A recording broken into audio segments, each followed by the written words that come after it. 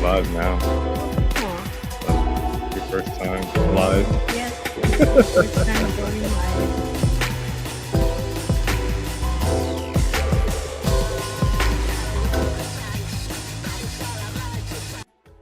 Uh-oh. I had that playing, Oh. but it was distorted by the lo-fi.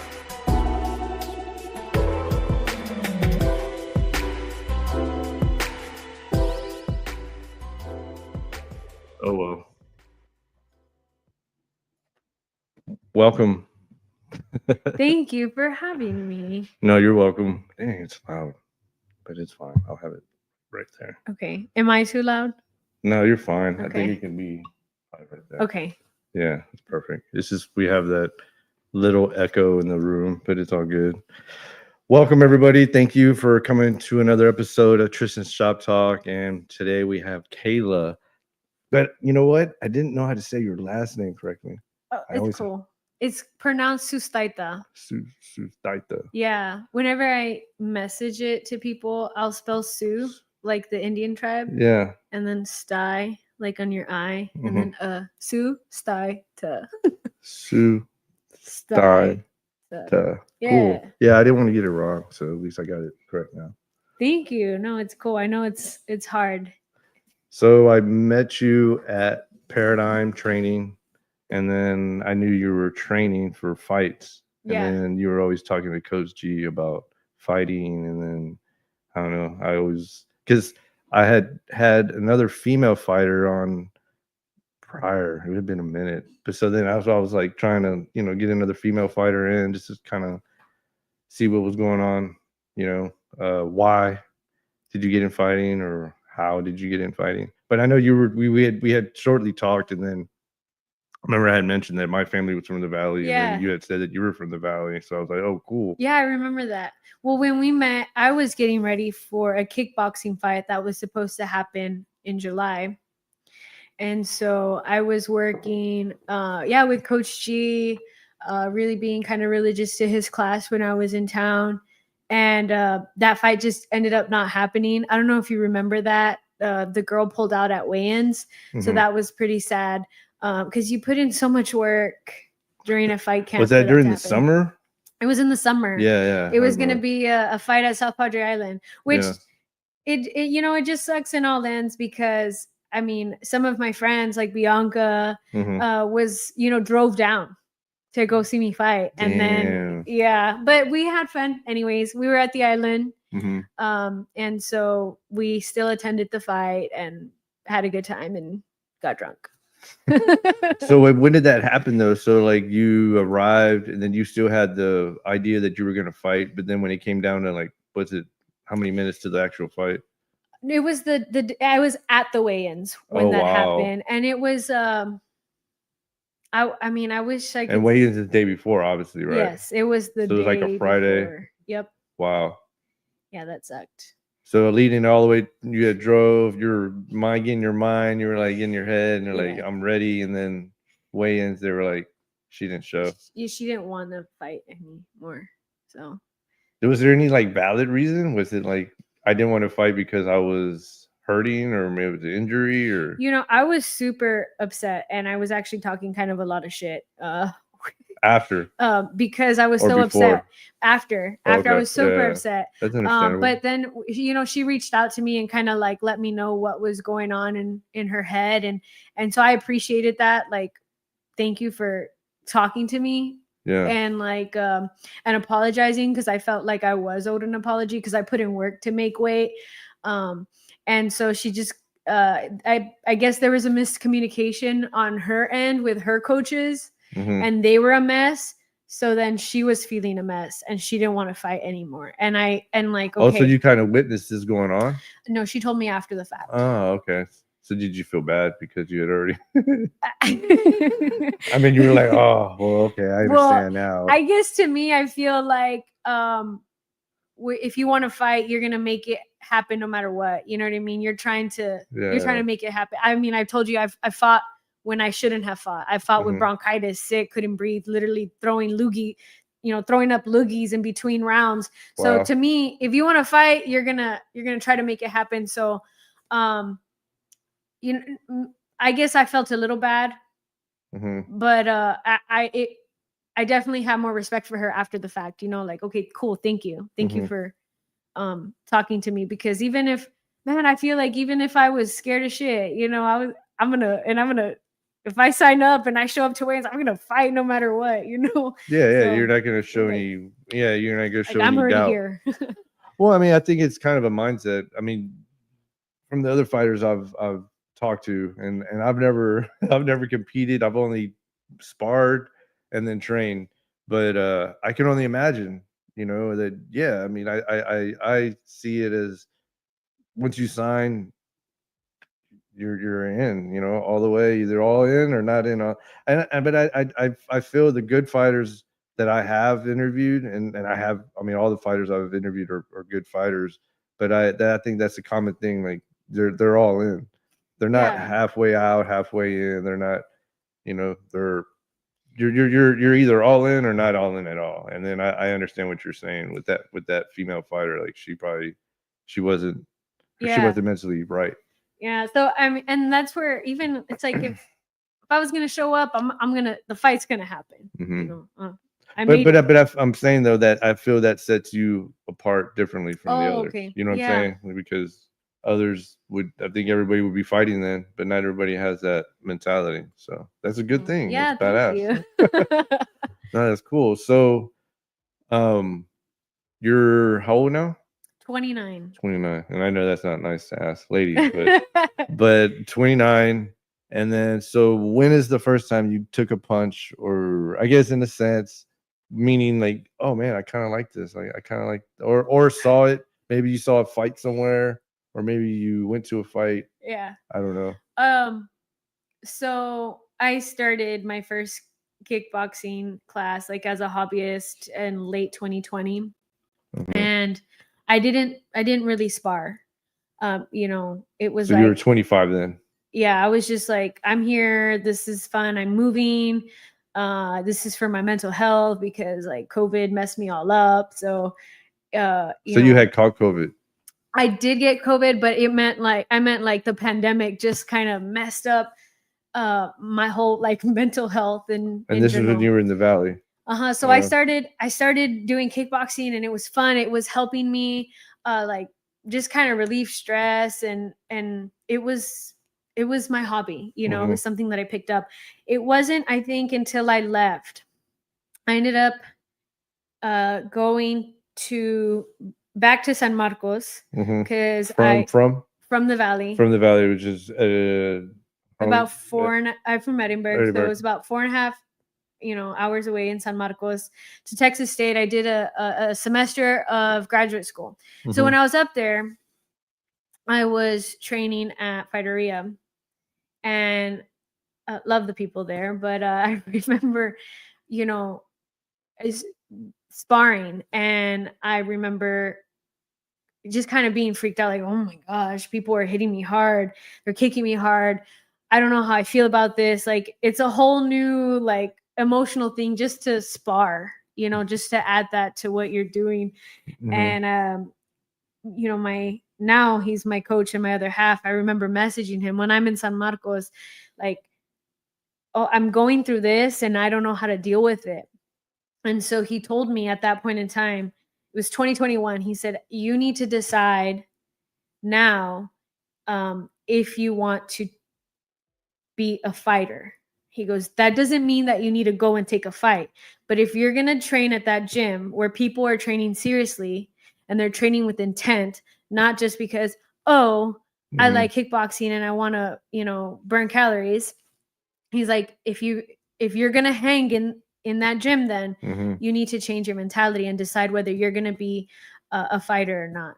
Oh, wow. And so he's like, because it's okay if you don't want that, then don't spar.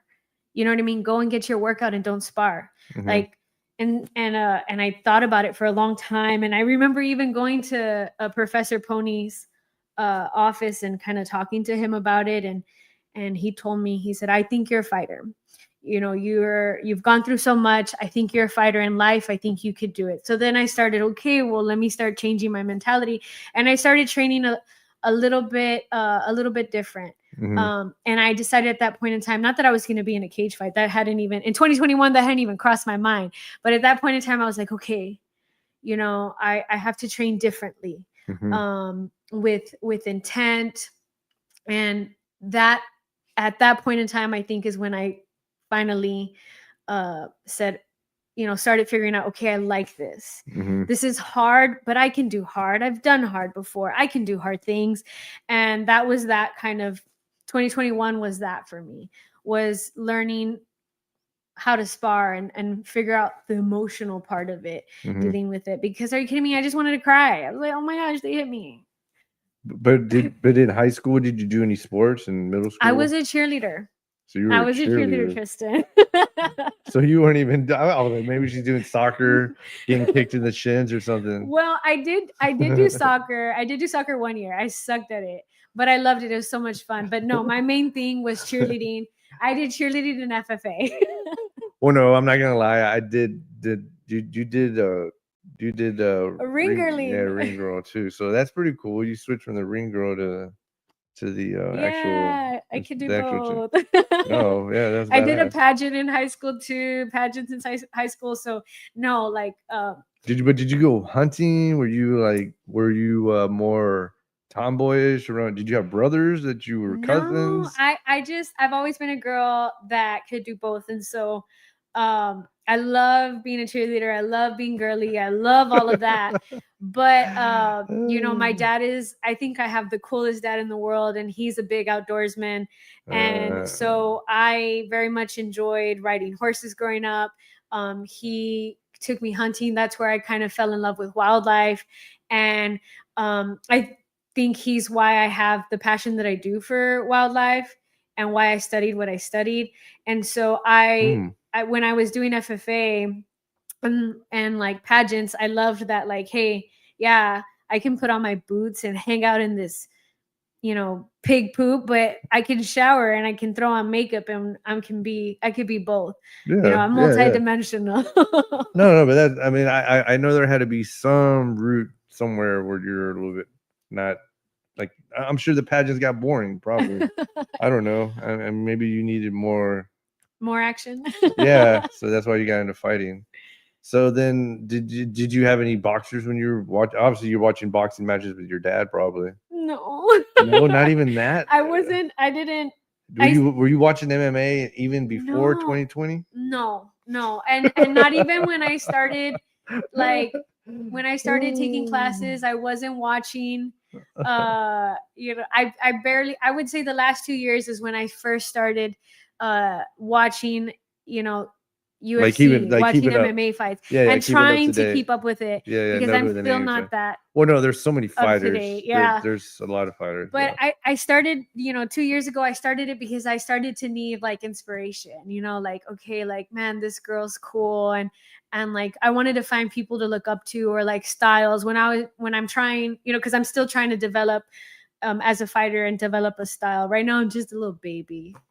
I'm sure you have your style now. I mean, when I saw your fight earlier, definitely have your I feel somebody who doesn't have a style is somebody who just either drops hands quickly, who's not. It's just fundamentals, Yeah. I Coach G, for example, he just taught me fundamentals. And then I think once obviously you're fighting in front of crowds. So, and what I saw fundamentals were being implemented. But what I'm saying is, like, I believe once you get those fundamentals, then you branch off, and then that's when like you're saying. I feel I think I know what you're saying, but shit, it seems to me you seem kind of calm and present there. That was a good thing. It's taken time to get there because, Danny will say, my coach and other half will say, sometimes I train better than I fight. And so I can look real good in the gym and I can have good sparring. But then once I get in the cage, I just mess myself up in my head so much that it doesn't come out. And so I've had, I've lost fights where they're like, man, like, you should have just done this one thing. All that girl had was this one thing. And I'm like, well, actually, my coach, that's all that we drilled all the time. But I did not do that. It didn't come out yet. It just wasn't natural. And so I apologize in advance to, sorry, Colin, because in this this last fight, my MMA debut, I lost the first round. The girl had me on the fence a lot, and that's not to say that my coach didn't prepare me for that. No, Colin put in a lot of work with me. We did so many get-ups. He put me on the cage, but I had stage fright, and I told him, I was like, I got on the fence, and I was like, what do I do? I freaked out. And I can admit where I'm at, and I know that my biggest enemy is always my own self, and my own mind. So the fact that fundamentals came out, I'm like, yes, that's a big win for me. But at the same time, I'm like, no, I need to be able to grow also and get better, because I look at that fight and I'm like, man, I could have done better. I've done better. I am better. And so it's just kind of figuring that out right now, how to go from training on the mats to performing in the cage. It's the performance part that I'm still kind of figuring out and trying to learn. No, so you feel the energy when you get out there, huh? Like you feel like everybody's just there, like then the drinkers, and then people yelling, screaming. Yeah, I bet. I mean, before I walked out for this fight, I said, "Hey, Colin." He's like, "What?" I'm scared. He's like, I think that's normal though. It's too late. We gotta go. Yeah. I think that's like a normal deal, to be, I mean, all these people are there to watch you get the hits or the other one's going to take the hits, either or. You can bring up your fight in a little bit since yeah, that's recording. So you said you started the kickboxing, not in Edinburgh. Yeah, in Edinburgh. So I know it's so confusing. I'm sorry. So I started in Edinburgh in 2020. And then in late 2020. And then so in 2021 is when I went back to San Marcos to do a semester of graduate school. And because you already have your bachelor's. Yes. Wow. So you, right after high school, you went and got your degrees out of the way. I did. Got your bachelor's. And I started grad school. And so I was living in San Marcos before I moved back to the Valley in 2020. But the pandemic slowed it down. Yeah, they stopped my research because of the lockdown and all of that. And so in 2021, I tried to go back and do a semester, but we were still in a weird pandemic. I was in school too, and it was weird. They told us not to come back. Yeah, and like dealing with just like how much COVID changed like so many people's lives, and so many people lost their lives too, and so it was really difficult for me. And so I kind of just stopped. I stopped grad school, but I reapplied. I talked to my advisor, so I'm gonna start again and try to finish what I started. No, but that's cool. So I mean, you don't have much more to go, do you? No, I don't. You know, you would be okay. Don't be mad at me. So I actually finished all of my graduate courses. I took all of the classes that I needed, and I did my thesis research. I just need to write my thesis to graduate. Really? So that's what's been stopping me from walking the stage, is writing and defending my thesis, which is the hardest part, I think, because the classes are easy. I feel like I'm a good student. You got your bachelor's. Of course you're a good student. You're working on your master's. I think, Kayla, I think you I think you're in the moment, but you're not like you're in the moment. You're doing it like But that's still cool, because I feel that you have to be in that mindset, because like you said it earlier, you're still absorbing everything and learning how to take in the crowd and what to do, and then you still got to make it for training, still got to make it your commitments. You know, now you want to do nah, man, that's badass. You know, I know. I didn't even tell. I mean, I'm coming out on the live now, but I haven't told anybody. I didn't tell my mom. I haven't told my partner. I haven't told anybody. But I did reapply. So I'm gonna try to give it one last go to write my thesis and finish. So if you're seeing this, please hold me accountable and be like, Kayla, make sure you're writing. You need to graduate.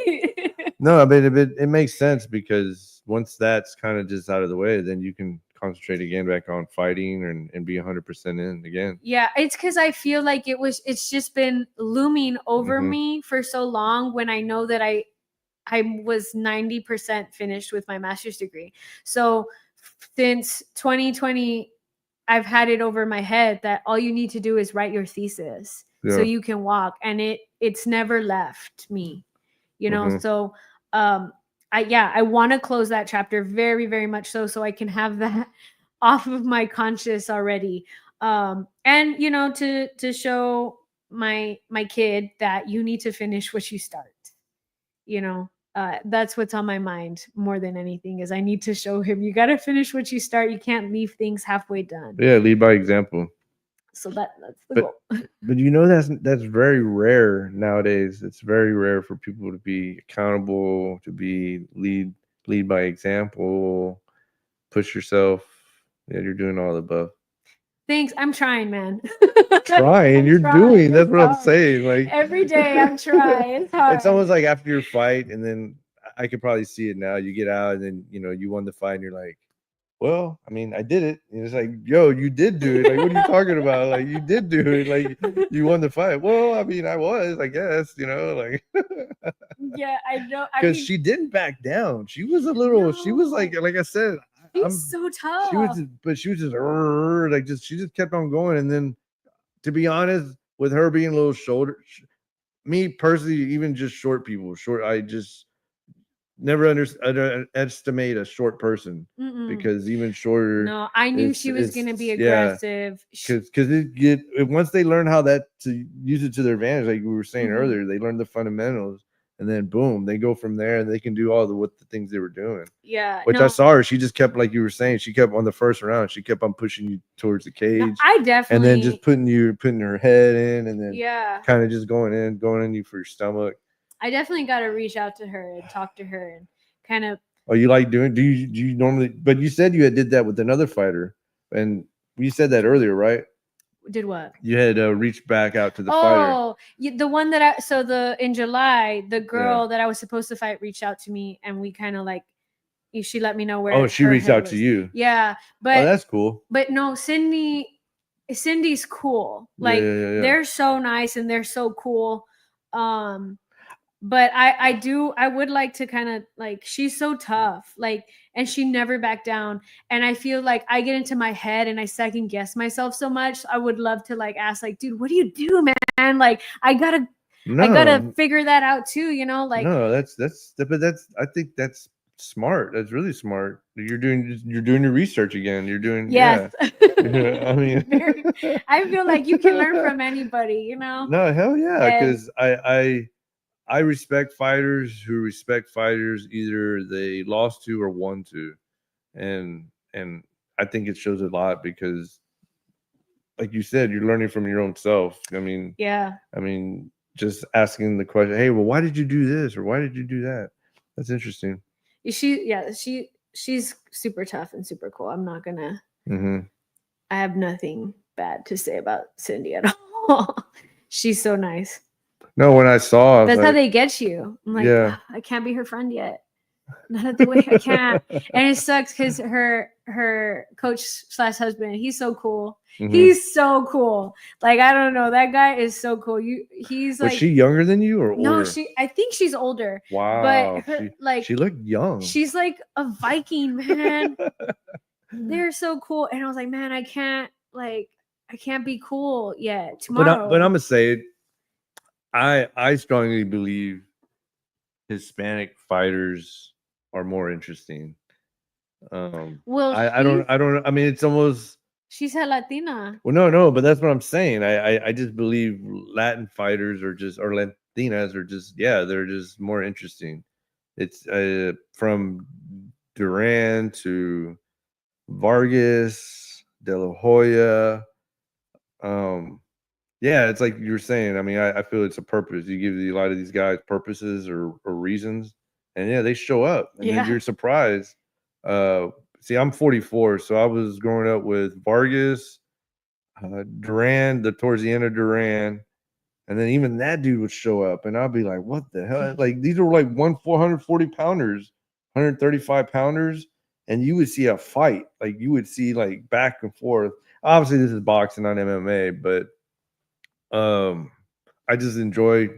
So I would love to go to another fight, or I mean, I'm sorry, I would love to see a fight down south because I'm sure it was a good. Was it a good card that night? Yeah, it's super cool because Texas Fight League, that was their third event. And prior to Texas Fight League, in the Valley, we didn't have a promotion for a long time. I think the first promotion in the Rio Grande Valley was South Texas Fight League, or STFC. So are they the only two, as you know? Well, no, there's no more STFC, so there was nothing. So any RGV South Texas fighters they were having to leave the Valley to go fight, which is so hard and so difficult. This was the first time I ever got to fight back home, and cutting weight while you're on the road sucks. It's so draining, not just on your body but on your like on your head. No, I know, but no, the drive sucks sometimes. Yeah, no, yeah, because I fought in Dallas twice. I had 2 Muay Thai fights in Dallas, and from the Valley to Dallas is like 8.5, 9 hours. So I was having to cut weight prior driving up there and doing, and or like we're stopping in Austin to cut, like it's just no, but I think so stressful, and it's so hard to do that. So the fact that Texas Fight League is having fights in the Valley and giving fighters more opportunities, it's such a cool thing. It's not like Houston, where Houston has fights every month. There's so many promotions. Contender, Challenger, yeah, all those. But I still, I mean, back to you. I think that's interesting though, because you that's part of the grind, and then you got that grind where now things are being a little bit more accommodating, and then because even one of my last guests, he was talking about Manuel. He was talking about that karate combat took care of everything, and it kind of made him kind of concentrate more on the fight. Yeah. And so I mean, this was the first time I got to just concentrate more on the fight, because I never had that opportunity. Yeah, you're like rushing it. You have to drive yourself, pay for all that, pay all, I bet. So Texas Fight League is the only promotional card down in the Valley right now. Mm-hmm. Wow. I'm sure that market is just waiting to open now.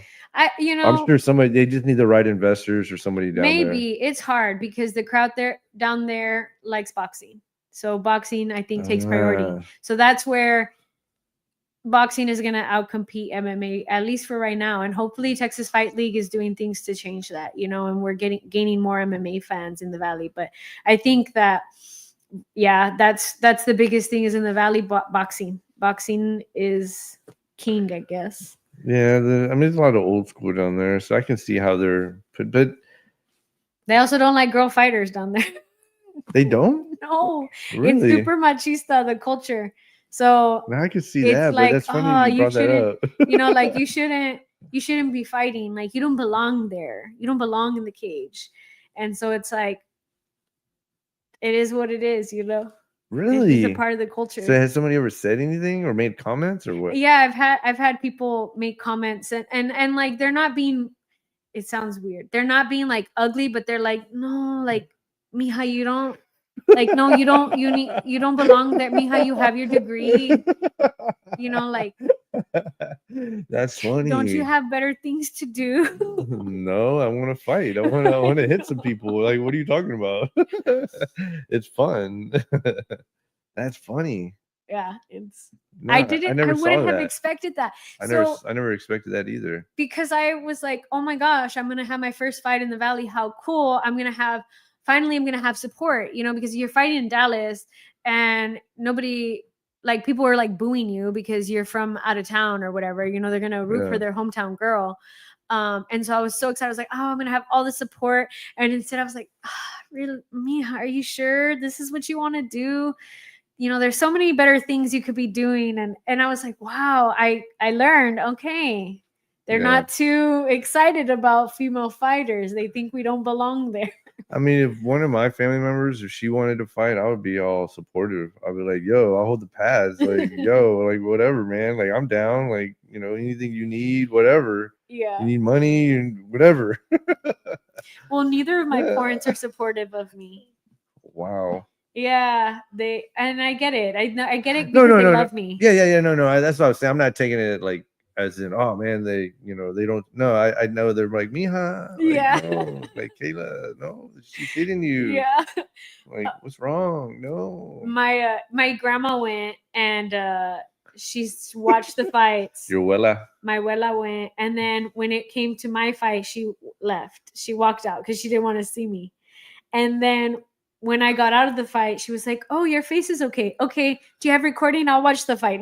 but even when you raised your hand, you had won it. Like, she still didn't see it till she walked out. Like, she was like, "Kayla's fine. I don't want to see any of it." Oh, she didn't even. So she was just. She was like, she was just outside supporting outside. Yeah, she's like, I ain't gonna watch. So she didn't even want the other girl to see. She didn't want to see the girl hit you at all. Really? Oh, that makes sense. Like, in wrestling, there was that Mick Foley, famous wrestler. Anyways, I remember there was a documentary and he brought his kids there. But Mick Foley was crazy. I don't know if you knew him. Anyways, Mankind, they used to call him. Okay. Mick Foley.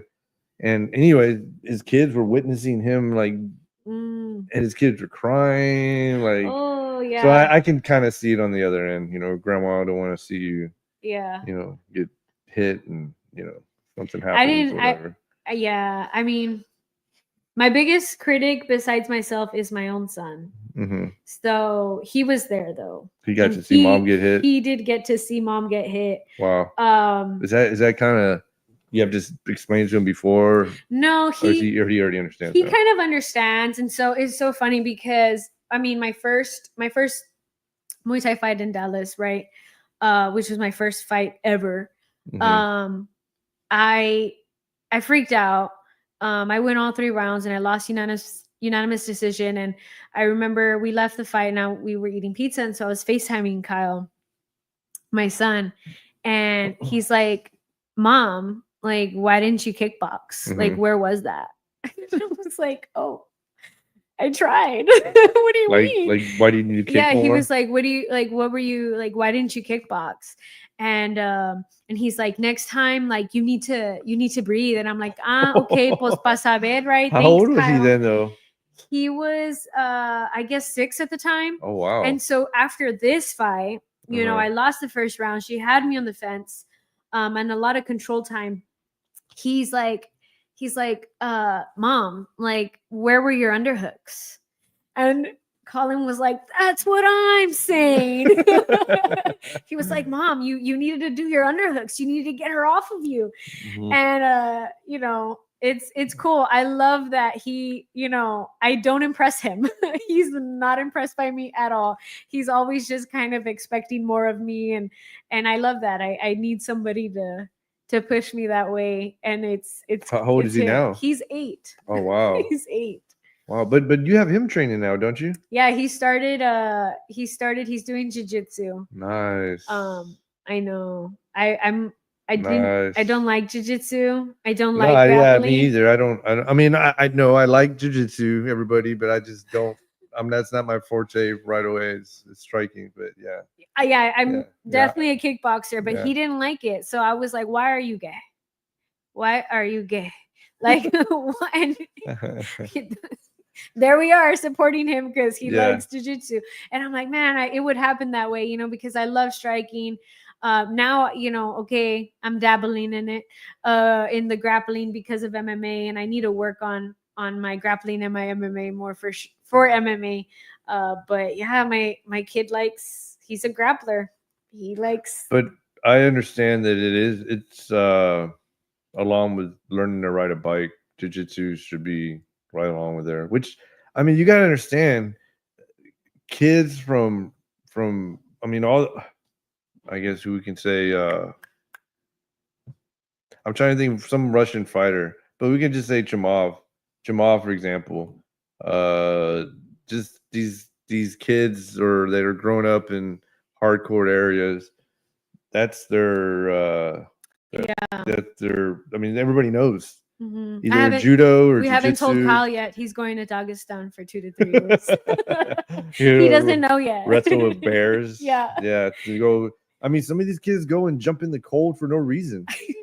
I mean, they're just tough. They're just tough from the bone from since they were kids. So then, I can only imagine. Yeah, no, but that's what I was saying. So I feel just conditioning your kid, you know, like try to hold somebody down or just kind of pin or. He's definitely a better grappler than I am. He's pretty good. Because I've said it on the show repeatedly on when I was in the Navy, I just knew to fight. But then also there would be wrestling with the other guys. And I swear a lot of these other guys from Midwest, other parts north, it was wrestling. And that's always been a thing I've always brought up in the class, or I mean on the podcast, was coming across these fighters who were, that wasn't just like we learned basketball over here. They learned basketball, and then the wrestling was in their PE class. Yeah. And then some of those guys took it to the next level and started competing up there. So a lot of these guys that were in the Navy I was with, they all knew like wrestling. Yeah. And that's a little bit of form of, it's not jiu-jitsu, but you still know how to handle somebody and get them in. I think wrestlers are the scariest. Like I think it's such a great, I mean, I want Kyle to be a wrestler because I don't have that. I'm trying to develop that so late in the game. And so I want him to be a wrestler, but I think, man, wrestlers are scary. And I mean, the cool thing though is that I feel like I have a coach who's a great wrestler. Colin? Yeah. And so, well, remember he did judo. That's what we were saying earlier. Judo. Yeah, judo. So he has, man, that Colin, he was here like we were talking earlier, and he's been here. And yeah, you're in the you got a good guy definitely in your corner. I agree. I think he's such a phenomenal coach. He has heart, and I feel a good coach always has like when they have their heart in something, and that's like you see it. I mean, when I first met him, you just see it. So I'm just complimenting him again. I agree. I do see a lot of heart and investment. Like I feel like he genuinely cares about his fighters, and takes time to invest in them, or at least invest into people who want it, and I see that. And so I'm grateful that I got to have this fight camp with him. And I mean, if I want to continue MMA, I know I got to keep up with my grappling and try to do my wrestling. But he says something that I love, and he told me this. Well, he says it in his class, but he says in MMA you can fake striking, but you can't fake grappling. And so, that's true. and it is so true. That's why I'm like, wrestlers are the scariest, man. If they get a hold of you, you know what I mean? Then if you're with a good wrestler, then you're screwed, and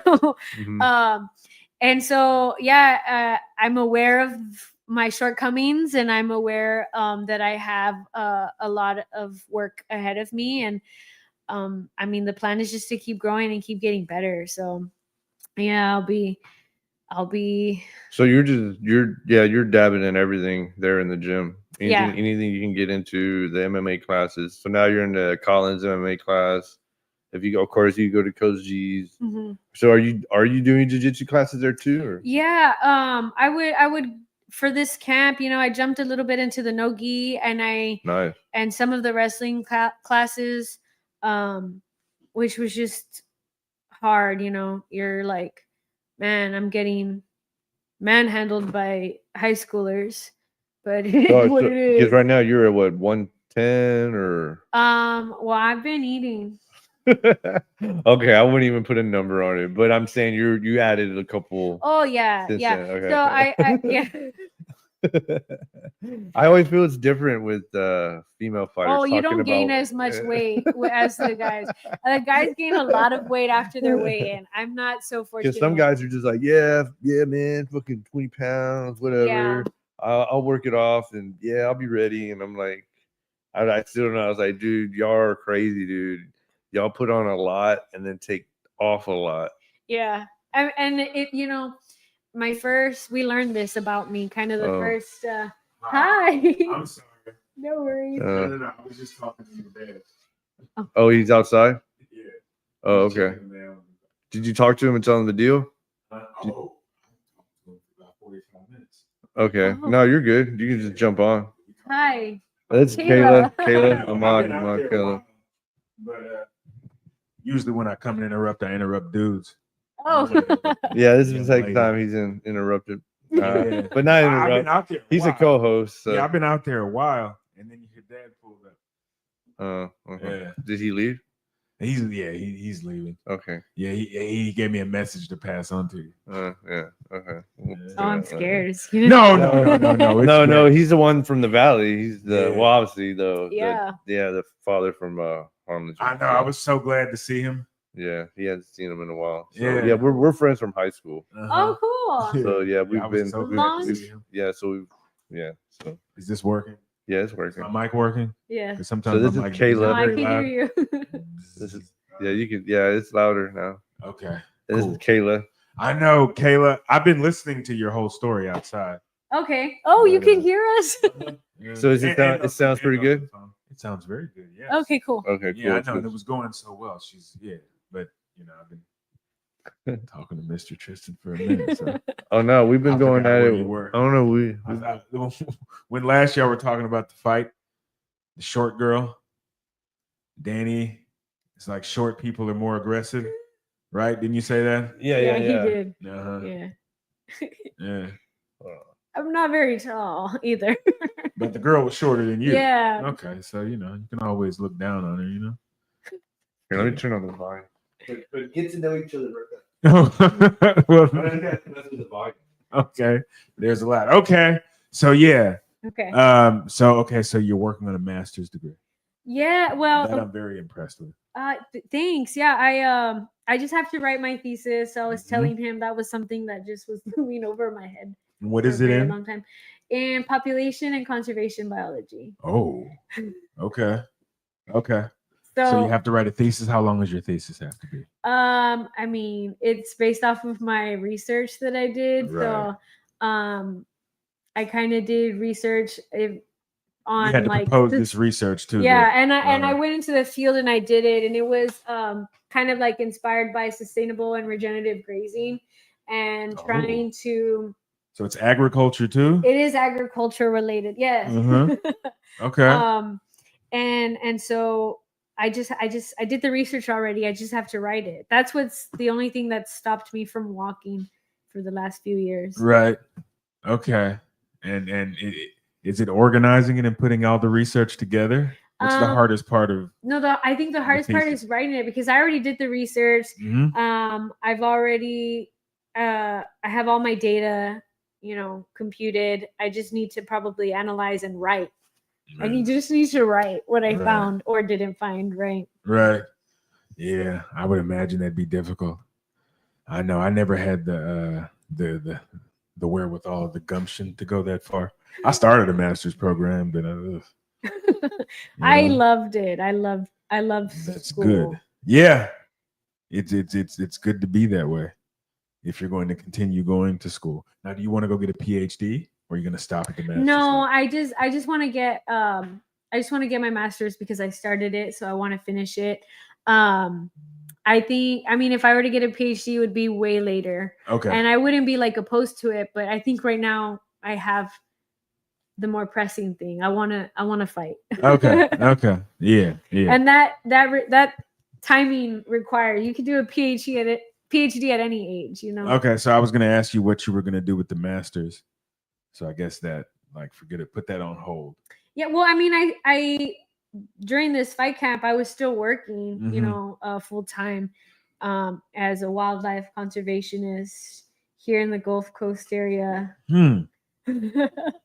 Wow. As a wildlife conservationist, yeah. Did y'all talk about what that entails? We haven't. What does it entail being a wildlife conservationist? So I help landowners develop management plans or restoration plans for their property. That could be anything from like helping write grazing plans for their cattle, but the main focus was always coastal prairie restoration. So in this area, we've got these beautiful coastal prairies, and it's all getting developed. Yes, it is. So with They're the private, every inch of everything. Yes, and like so with the private landowners that we do have, well, we're trying to help them restore back their property to what it looked like before, which is coastal native prairie. Right. Because a lot of land, also big ranchers, they were focused more on cattle. And would come in and destroy natural habitat, and plant invasive species of grass, just so the cows could so graze. because it's focused on beef production, right? So Only cattle beef had production. for grazing. So they put down the grass that cows like. Even though cows normally don't graze, they do graze. No, but do they graze in this area? Yeah. So I mean, not so heavy. Well, it depends. It's so complicated. Yeah, I know. To answer those, it's so interesting. To answer those questions from a fighter. I know, isn't that crazy? So, it's not so much like grazing heavy, but like the frequency of grazing. Texas, we had bison, so a lot of our native flora was co-evolved with bison. They co-evolved with grazing, but the difference between ranchers having cattle and bison is that these huge bison herds would come and they would super intensely graze an area, but they were nomadic, so then they'd leave, allowing that area to reset and recover, and they're not going to come back for a very long time because they've got all of Texas, right? And so now, based off the thesis research that I did and what I was doing with my work, is trying to help ranchers develop sustainable grazing plans. Let's try to mimic what bison we're doing, because we're not going to reintroduce the bison. Probably not. But isn't there a burger place that sells bison burgers? Yeah, which is the opposite of what how do they just reintroducing bison? But just off the subject, how do they do that?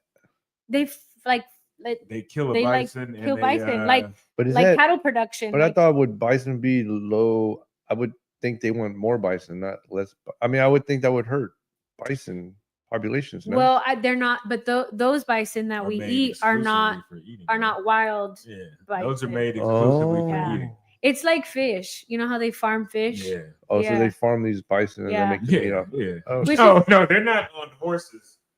No, I'm not saying that. I would think Buffalo soldiers. Think the bison are kind of less populated now, so I would think you would more. They're super lean and super good to eat during fight camps.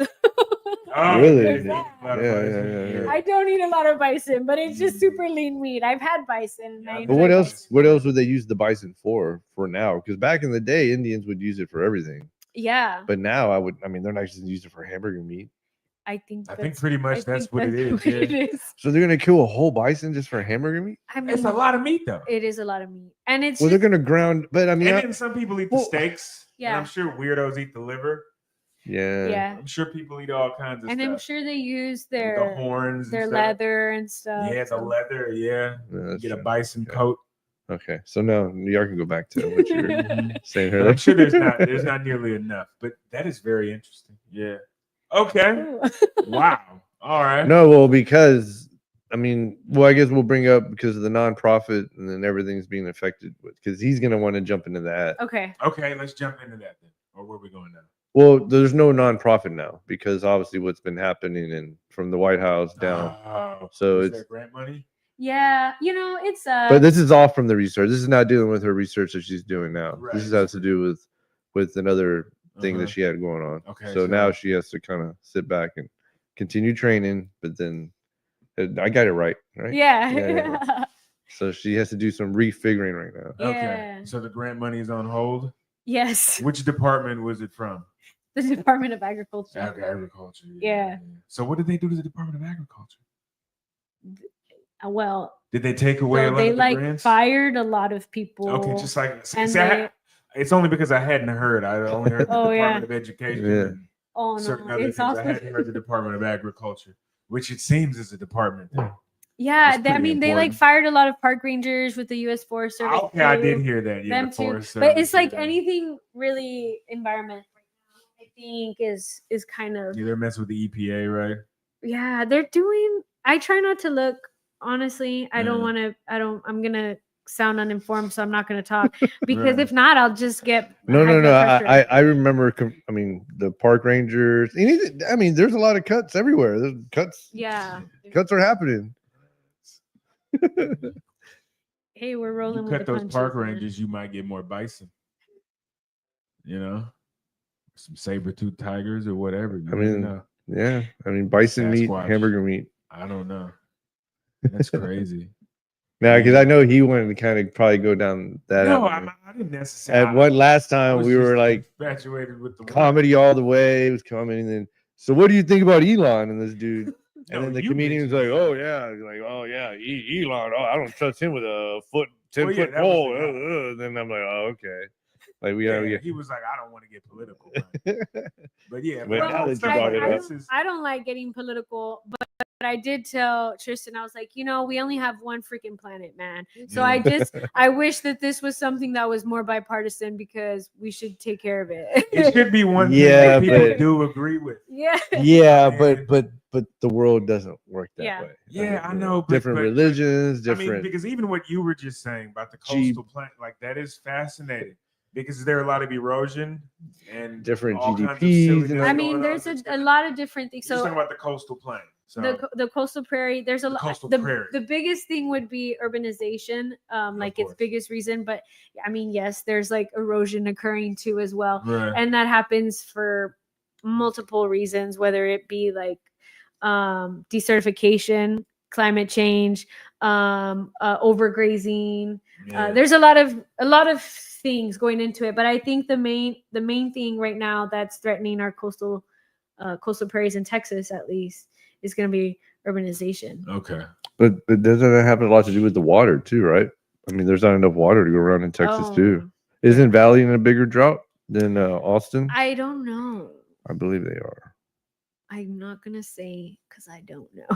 I don't want to say. So I know right now the Valley's having a big drought problem, and that's not good because a lot of people are moving down to the Valley, vice versa.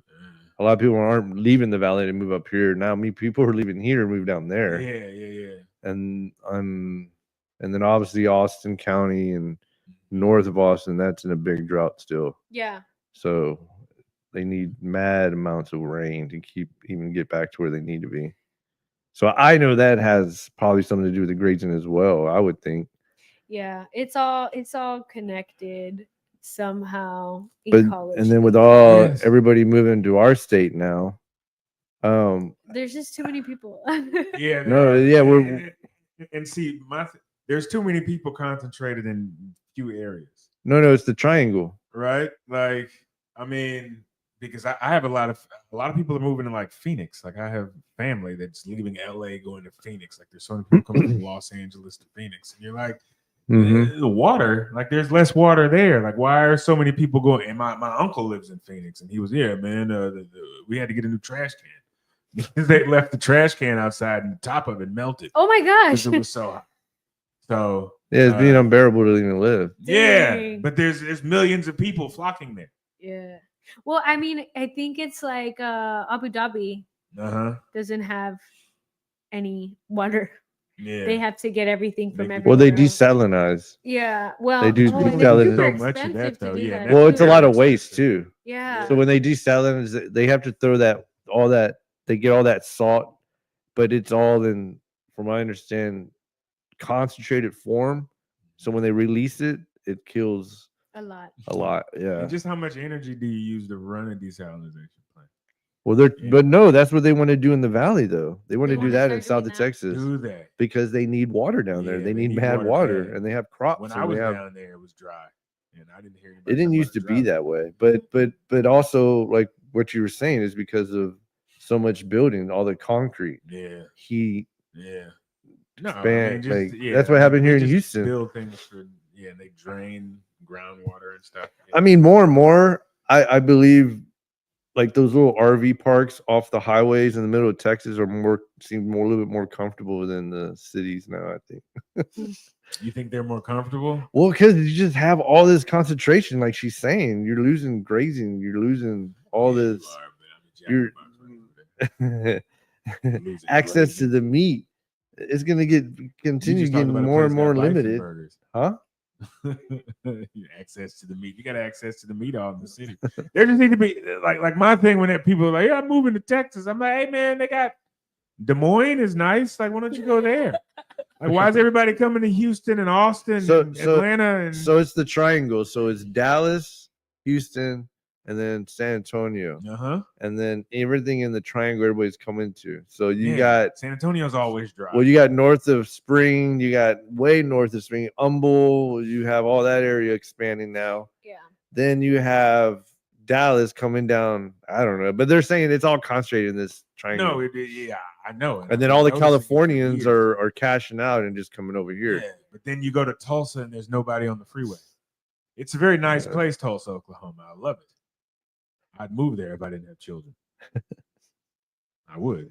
We kind of got off her. Nobody moved there. We got off. I know we did. We got off and talking about her fighting. Was amazing. I know you took it more like education versus her fighting. Look how educated she is. But I want to talk about her beating up people. I know. I'm down with that too. No. Well, no, I'm down for talking about her. Yeah, well, let's just go to research. Let's go to her research is actually very interesting. No, it is. It's incredible. But I like her fighting too, though. See, okay, you're all down with that. But like this stuff here, like nobody talks about. Kayla, you're like different levels all over. Yeah. So. Too much. Almost an overload. I don't know what to talk about. But let's go to the fight.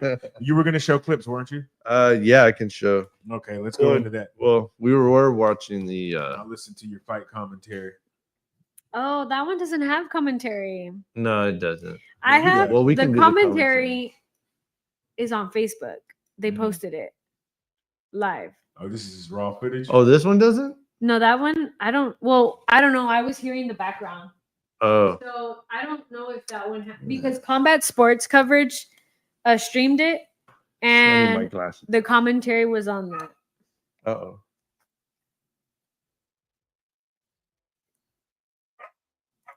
Uh-oh.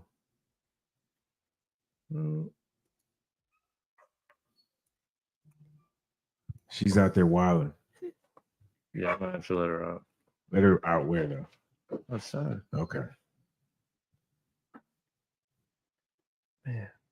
Talking about short people aggressive, that dog's aggressive. No, so Kayla won this fight and she brought it to her on the second round. Okay, yeah, I heard that. That's where you said she started off. Oh yeah, I lost the first round for sure. You had to apologize. My coaches had to get mad at me, is what it was. Right. You fought Cindy. Right. Yeah. All right, it's loaded. I'm gonna have to get faster internet. Yeah. But I did post on social media that I lost the first round, and I said, I had stage fright. I was scared. It took the first round out and then got the jitters out, had my coaches get mad at me and came back better. Yeah. Okay, so I see there with Bike Fit. There's a little Viking there. Go back to that guy. Man, that dude is huge. I tell you, this whole production. An actual Viking. Oh, boom. There we go. That's her coach and husband. Wow. Okay. Yeah, we can kind of commentate. He's super See, cool, we'll commentate on our own. Huh? We'll be the. He's super cool. Oh, he looks super cool. Yeah, I'm not. That's not a bad thing. He's just a giant gentleman. They're so. I can tell he's super cool. You can't be anything else but super cool. if you look like that, because if you didn't look like that, then it'd be so gimmicky. Yeah. So you want to if you're mean and you like, it's just not fair. Like they don't make people like that. He's probably the nicest guy. So you weren't talking shit to her before? Oh no. You were just like, hey, arms out your shoulders. We're gonna fight. Too, though, but, yeah, let's not be friends yet. Friends after. Well, no, because I had this other female fighter, and she was, I don't know, saying it was some other crazy shit that happened with her, where fighter backed out, and then they were talking mess, and then they fought again, talking mess back and forth. No, I think it's kind of funny, you know. I'm definitely not. That's not my style. I don't want to be somebody that talks. Well, not yet. You're gonna have to talk it eventually. You're gonna. I mean, I think you'll be all right, though. You know, I think you just tell her, you know, or say something. I mean, around all the mess that we talked around, or when I was in Paradigm. I don't know. You could throw him off and. Oh, that's Colin. Talk about interdisciplinary studies. So that's Colin. Biology and agriculture. Danny Salinas. Okay. So, yeah, Colin was the 135. Oh yeah, Colin went down there, huh? Danny Salinas was a 155-pound champ. So I just felt like I'm gonna keep saying it over and over again. I felt like I had the dream team in my corner. Right. Where did this fight happen? This happened in Brownsville, in the Valley. Yeah. Because I'm from the Valley and I'm a Boardtown kid. And yeah. You're from which town? I'm from Edinburgh. Edinburgh, okay. That's where UT Pan Am used to be. Yes, I still call it RGB. Yeah. Hey, they're gonna get football, Danny. I don't know how that's gonna go. That's gonna go, you know. What, down in the Valley? Yeah, man. UT what, the McAllen? Yeah, we're gonna get a football team. They're gonna have D1 No, man. Division 1 football, UT Rio Grande Valley. Oh, okay. That's huge. I always wonder why they never had football in the first place. Man, what happened? But yeah, I still call it Pan Am. All right, well, we're just seeing the feet right now. Sorry. Okay, well, trying to fix it. Yeah, I thought I was seeing quite a bit. No, we were. Earlier. Oh man. Yeah, what happened? I can't get. Well, they haven't fought yet, so. Yeah, I know. I still see, but it's gonna happen. Yeah. I'm trying to find the screen.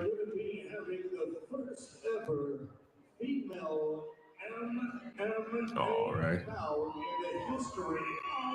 Okay, so TFL, what's that promotion? Texas Fight League. Okay. This is a new promotion in the Valley. This was their third event, and Cindy and I were the first ever female MMA fight for that promotion. Okay. So it's kind of cool to be able to make a little bit of history with her.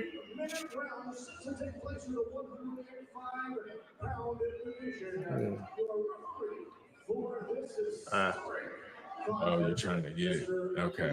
Yeah, I'm trying to get it closer where I know we're on there, but it's very live. We'll watch it. But this is how. Okay.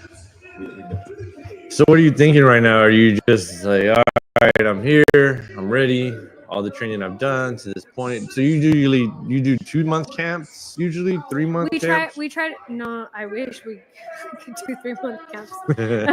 Well, I mean, I guess finding out when you fight and then finding out the date, time, and all that. So that, I mean, usually this was an 8-week camp for me. So I did find out before the 8 weeks that I was gonna have this fight. I was in, I mean, it was Christmas and New Year's, and I was, you know. Yeah, what day was this one? I'm sorry. This fight was March 15th. Oh, wow. And so I knew late December that we were going to fight, but I only did an 8-week camp. So I started end of January. But you're already training it already, though, obviously. Well, not really. I took months off. Yeah. Oh, really? Well, I mean, I remember I dropped off myself, so I mean, but I remember seeing you, and then you would still come in. Yeah, so the fight that didn't happen in July. Yeah. I was training, trying to find something else right away. It didn't happen. I went on vacation in October, and then when I came back, I stayed. I just rested November, December. I mean, that's cool. So then I had to come back in January and kind of start. Yeah, in terms of the kiddo. I had to start all over again, I guess, in terms of everything. Like, all right, build your cardio back up because you've been fat. One thing I've been thinking though, I mean, I'm just talking from old age. I feel as long as you just keep it moderation and you keep the training going, I feel it's just but I wasn't. It's extra. Yeah, exactly. Well, no, but I mean, either you know how to fight or you don't. You keep working out. No, I was out. No, I feel you either know how to fight or you don't. I mean, look at her. She already knew. I fell. That sucked. It wasn't a takedown. No, she's like a little bull, man. She's just like she leans forward, so she leans her weight forward at you. I just wasn't sure whether to go for the arm bars or not because I was like, this is not the plan. She's bottom heavy though. She's just like she's taking advantage of her shortness. Yeah, that's why I said short people are strong. Surprised you, or were you just not? No, I knew that Cindy Pelosi is aggressive and she's super tough. I knew she has more experience than me. I knew that, but I think when it was happening, I was like, oh shit. But I knew what to expect. You're tougher than her. Because look at you, you're handling. You got your legs up, ready, keeping your hands up. Exactly. Not stopping. Are you running? Are you doing any cardio when you're in your camp? Yeah. You do a lot of running, or? I try to run at like 4 days out of the week, maybe. Oh wow. That's the goal. 4 days. Yeah, no, 4 days. Do you do at least what, 2 miles, 3 miles, or? Yeah. Well, yeah. No, that means as long as you do 2 or 3, you're good. 4 times a week. And then I hear other people just take advantage of the whole cardio and the kickboxing and then the Muay Thai. Yeah, so I didn't. As long as you're consistent with the padding too. In this fight, which was cool. My cardio was there. I didn't have any. At no point was I like tired. I just had. That's pretty. In this cool round, feeling, right? This was the stage fight that I told you that I was like, what do I do? I've been. But you don't look like you're reacting. Well, my head was there. There's no flight there. It's all fighting, isn't it? I mean, you're fight or flight. You know. I was just like, you'd rather do this than grade paper. Yeah. That's what I was saying. No, Ahmad wants to sit and talk about grazing land, and I'm not saying that's not interesting. I'm just saying, I think Kayla hitting somebody is a lot more fun. She's like, this round just sucked. I'm so like. This is for the cows. This is for the grazing. What did you learn? I really felt like I came out a totally different fighter in the second and third round. I guess. No, she looks tough. She's definitely a tough fighter. What I learned is that you can make adjustments and you can overcome. Yeah, she did. Wow. Yeah, she's. But at this point, okay.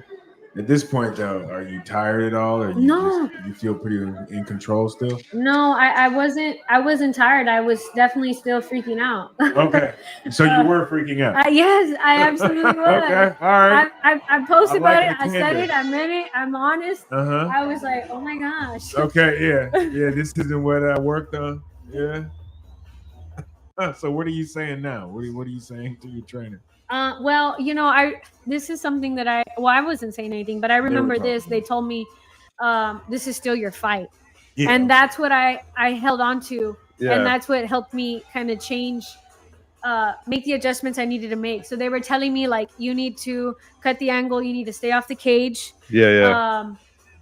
And this is still your fight. And so that's what I took from there. It was, okay, cut the angle, get off the cage. And I'm still in this. This is still mine. I can recover.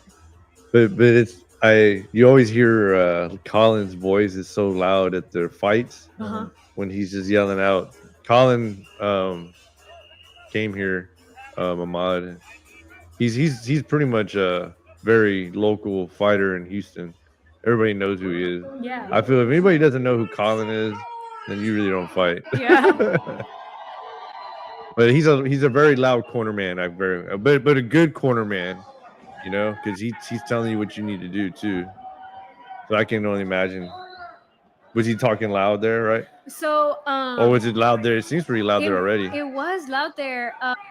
I guess it just I didn't really hear him at first. I could only hear him sometimes. Yeah. And yeah, it's just learning. I think that comes with learning how to pick out your coach's voice. And so this was our first fight together. And it's gonna take time for me to have the ear to pick up Colin's voice. Right. There's a bunch of people screaming. Yeah, I can hear her coaches telling her stuff. But I feel sometimes the Fury fights are a little bit calm. Sometimes maybe not as loud as that, or I don't know. I think after a few drinks that people get in them, they get louder, and then if they start seeing a bunch of like actual, you know, crazy stuff going on in the cage, and then they're gonna just rage and start feeding to it. Okay, so right here, do you see her? What's she doing now? She looks a little tired to me. Because she was just coming at you. Right? Yeah, she was trying to knock you out. Going towards the fight the whole time, and in this round, this my coach is getting off. Oh yeah, you get nice uppercut.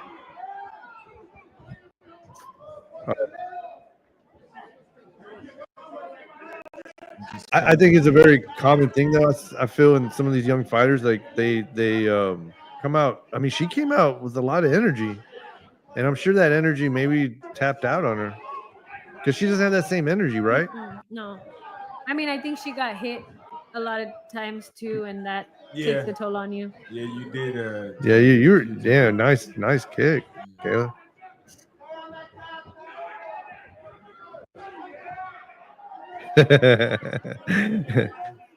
You hear people in the back. Yeah, all right.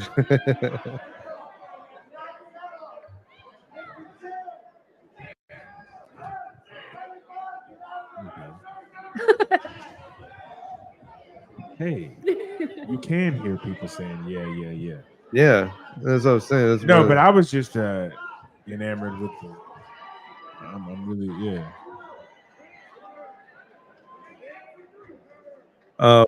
I've been around. No, amateur 3-minute round. Okay. Yeah, how long is 3 minutes, huh? It's a long time. I always believe. When you get tired, you're tired. You're just like hurry up. Oh yeah, you got her. You knocked her right there in her eye, huh? Yeah, she was cut.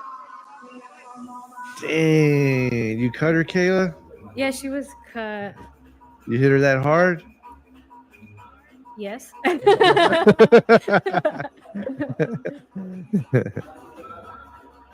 you have a strong right? It was the jab. Jab. It was the jab that kept landing. Okay. And the jab is what cut her. Nice. So so TFL is who took care of you that week, right? Yeah. Do they pay for hotel, anything for you? Or? Yeah, they do. They pay for the hotel. Nice.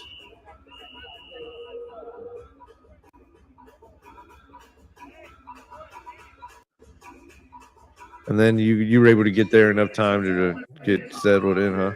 Yeah. Well, I left the week of the fight. I went back down. I stayed down there and cut weight there and everything. Mm-hmm. They got a lot of healthy food options down there now. Yeah. Okay. I mean, my life was meal preps, but. Okay, got you. You didn't go out.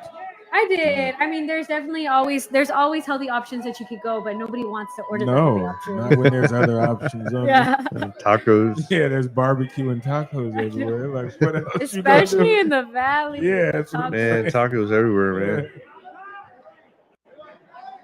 Everybody has their own spots. Yeah. Yeah. Damn, Kayla, you keep bringing it to her. Yeah, but she's so tough. She never.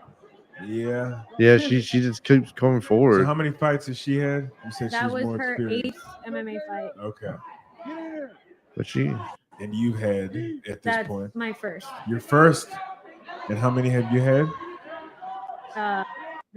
Before this, she's had 3 like kickboxing fights. Yeah. Okay, so that's your primary discipline is kickboxing. Kickboxing. This is my first attempt at trying to be multidimensional. Yeah. She also has kickboxing fights too. Okay. I want to say she's 2-0 as a kickboxer. So she has her 8 fights and then her 2 fights.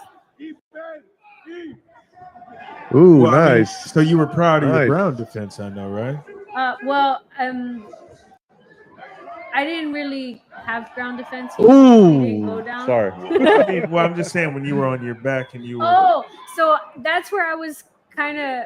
I didn't know what to do because I was on my back and my jiu-jitsu wanted to kick in. I wanted to be active with my jiu-jitsu, but at the same time I was like, what do I do? This is not the plan. Right. This is not what my coaches wanted. Right. And so they kind of told me afterwards, like, no, if you see it, you got to go for it. Gotcha. I'm like, okay, well, I don't know. I was trying to stick to the plan. But when you say though, it relates to a lot of different things when it comes to planning, and I guess we'll narrow it for what you're saying. Like you were planning this, planning that, but I feel that's what makes a good fighter, like what you just said, because you had to step back. We worked it in your own head what I'm going to do, because I was thinking this whole time we were going to do this, but now we're having to do this. So I think that's where you're. Well, see, there's your game plan, and then there's also going to your training. Right. Well, that's what I'm saying. Your training would tell you when you were on your back like that, he said, go for it, right? Like you saw an opening, what do? You go for that submission or whatnot, right? But, there's the game plan, and then there's like, oh, okay, well, game plan scratch. Let's just go straight to training. Correct. Yeah. Yeah. And I'm definitely still trying to learn that. Oh, yeah. That out. No, but I mean, you mastered but you mastered it in that fight. I mean, you. Well, no, what teaches you that, I think, is getting punched in the face. And you're like, you know what? That was unnecessary. A couple of those punches, I could have not taken those. Yeah. So I think that's probably, for me, that would be the deterrent. If my coach is like, okay, you got punched about 8 more times than you should have. Well, that's how I felt about being put on the cage. Yeah, I know, right? Yeah. My senior, I know that was frightening. My senior chief in the Navy used to say that you always expect the worst, and if the worst don't happen, then obviously, it didn't happen. So then you got nothing to cry about. But then at the time I was young, and I was like, man, what the hell? What kind of advice is that? I go, what kind of advice is that? Expect the worst. Kisses to my son. Now, how old is your son? 8. And what does he think about? Oh yeah, we were talking about that earlier before you got here. I know. Just give me a little synopsis. And he's my biggest. No, she can tell you. Is he really? My biggest critic. After this fight, when I was with him, he's like, "Hey, that's so awesome! You won. How come you weren't using your underhooks?" I'm like, "Oh my gosh, you're okay. We can't celebrate at all." But she's like, "Mom, I like when you do an undercut." Yeah, you need to get the underhook to get her off of you. Yeah. And I'm like, oh my goodness. Yeah, that's the best person you got. Do a nice uppercut. Exactly. Oh, I love that. I hate exactly, uppercuts. Son. It's like, yeah, but what can we do better? Yeah. Yeah. No, Mom. We're on to the next fight now. I love that. Okay, good man. So you is he training? Yeah, he does jiu-jitsu. Okay, you're starting him with jiu-jitsu. That's what he likes. He likes jiu-jitsu. Oh, wow. Yeah. Okay. Yeah, that's like the Karate Kid. Yeah, he's the contrarian. It's like that's the he's the when in our hopefully age, he doesn't become a land developer. Oh my goodness, I hope not. No, right now he thinks that my job is so cool. Like I got to take him to work with me once up here, and he's like, Mom, this is so cool. Like you just like drive around in a truck and like and I'm like, yeah, I wish. Yeah, like, you got awesome. you're looking at the fun part. Yeah, then I gotta write all this data. Yeah, I gotta document what to do with it. Yeah. But riding in the truck part is the coolest. Yeah, it's fun. So they give you like they had you giving you like an actual 4x4 truck? No, we that one that ranch that we went to, the landowner had like a safari Jeep with like the hunting part on top. So he was sitting on the top, and we were driving around together, going to different areas of concerns for the landowner. And Kyle was like, "This is awesome!" Yeah. And I mean, he got to see the glamour. You're up on a like take your kid to work on the Jurassic Park looking. Yeah, exactly. Thing. Well, yeah, you're the cool mom. You're like, take him to the office. Cool. Well, that's what I was telling Tristan. I'm not the cool mom. He's so unimpressed by me. He does not think I'm cool. My mom fights. She beats up other women. That's just stuff moms do. She's mom. Also, she drives a cool truck. And she's so mid. Yeah. Oh, it's So so you said your dad still hunts in the valley? Yeah. So y'all go hunting usually, or what? We do. And that's something too, like my kid, he's literally pumped to face. He got his first buck this year. Oh, nice. In January. So towards the later part of the season. And he came back like a different kid. I can imagine. And he's claiming that thing with your rifle in the front. Yeah, sit down, no, we have a cool picture. Put your hand on it. Be like, I got this. We're gonna eat it. He's so cool. He was like, Mom, like you don't like. This is a man's thing. Like, you wouldn't understand. You wouldn't understand. Men are hunters. And like having to like get off the car, and he's like peeing in the front yard. I'm like, what are you doing? He's like, this is what I do at the deer lease. I'm like, we have neighbors. You cannot do that here, son. Yeah. He's like, why not? Yeah. 1,000 years ago, he'd have to get married and have a family after he killed a buck. Like right now. Yeah. And I'm like, seriously, like this is a man's thing. Like, hell yeah. Who helped you, sir? Like, who helped you learn how to hold a gun? Like, but he could easily say, Mom, you hit other women, Mom. Like, what are you talking about? Yeah, but no. But that's a big deal. That's at 8 years old. Good man. Yeah, he was 7. He was 7 when he got his first buck. He was dangerous man. 6 when he got his first. He shot a javelina, a collared peccary. Oh yeah, a javelina. So that was his first like successful. Yeah. So where I got my bachelor's. Did you really? Yeah. All right. So he got his first javelina, and I don't know what I'm gonna do with that kid. Low-key misogynistic, I think, and I don't know how. I'm like, dude, you have a single mom. What do you mean men are so much stronger and better? Quiet. Like, get out of here. I don't think that it's funny. Yeah, I mean, coming from a man, I would say that's not a bad thing. Yeah, that's kind of I don't know. It depends on what media you're consuming, I guess. Yeah, you know. It's completely split on this side right here. Oh yeah. Yeah. Where? Yeah. No, I'm saying as far as whatever. Depends. Yeah, it depends on. Because I was telling her about my Facebook. I usually kind of say dumb shit, but my basis is fighters and comedians. Yeah. And then going apart from that for interviewers. So. Mm-hmm. But here we had. Do you feel some type of different way about like men and how they should be or something? No. Okay. Oh no. I was no. Like, is this? Well, no. Oh no. No, it's because sometimes he gets a little bit on the other. I don't know. Yeah, we split on certain things. Opposing views. That's why. Is that one of them? Yeah. No. I would. No, because he says the media I might you might consume. Well, no. Yeah, it depends what media, and that says I don't know what media he consumes because I kind of give shit about it. Oh, do you? Well, I mean, I've tried. There's times before where he's gone off like, I'm not libertarian, but he's gone off and this and that. What, I'm libertarian? And then, he said some other shit. Whatever. Yeah, for you to not be libertarian, you say a lot of libertarian. Oh yeah, and then no. The last thing was he talked about how NASA's been doing rockets for a while. So what has he really done? That was another thing. Yeah, he said. I mean, it wasn't. What is he really? I mean, he's not like a super scientist. No, he's just like funds it. He's not Tony Stark. I've never. Tony Stark is a cool motherfucker. Yeah, y'all just. I've never. He wants to turn him. That's what he wants to be. Lex Luthor. I've never Tony Stark, and everybody's convinced him he is that. I've never seen a rocket return back on its own. So I mean, you've never seen a rocket return back on its own and then land on its own in between they call it the chopsticks, whatever the chopsticks. What is it? I don't know what they call it down there. Oh well, okay. So NASA really hasn't done that. I'm going back to the past episode where you had said that. Okay, I mean, fine, but what research is he piggybacking off of? It doesn't even matter about the research. Not him. It's it doesn't even matter about the H-1B research. visa people that he's got. Huh? Okay.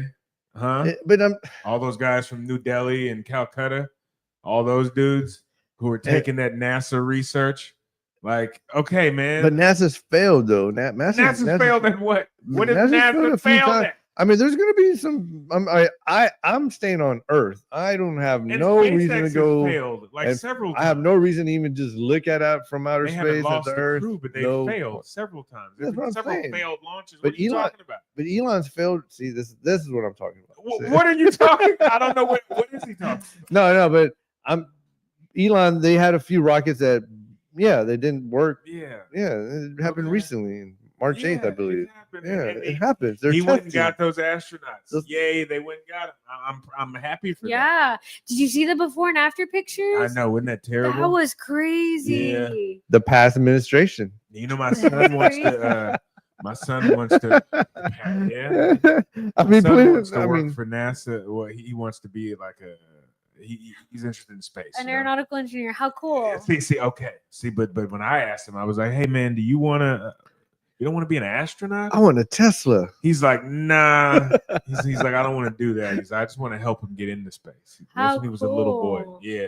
But he's smart, I had did you see my uncle that used lady to work aged for 10 NASA. years?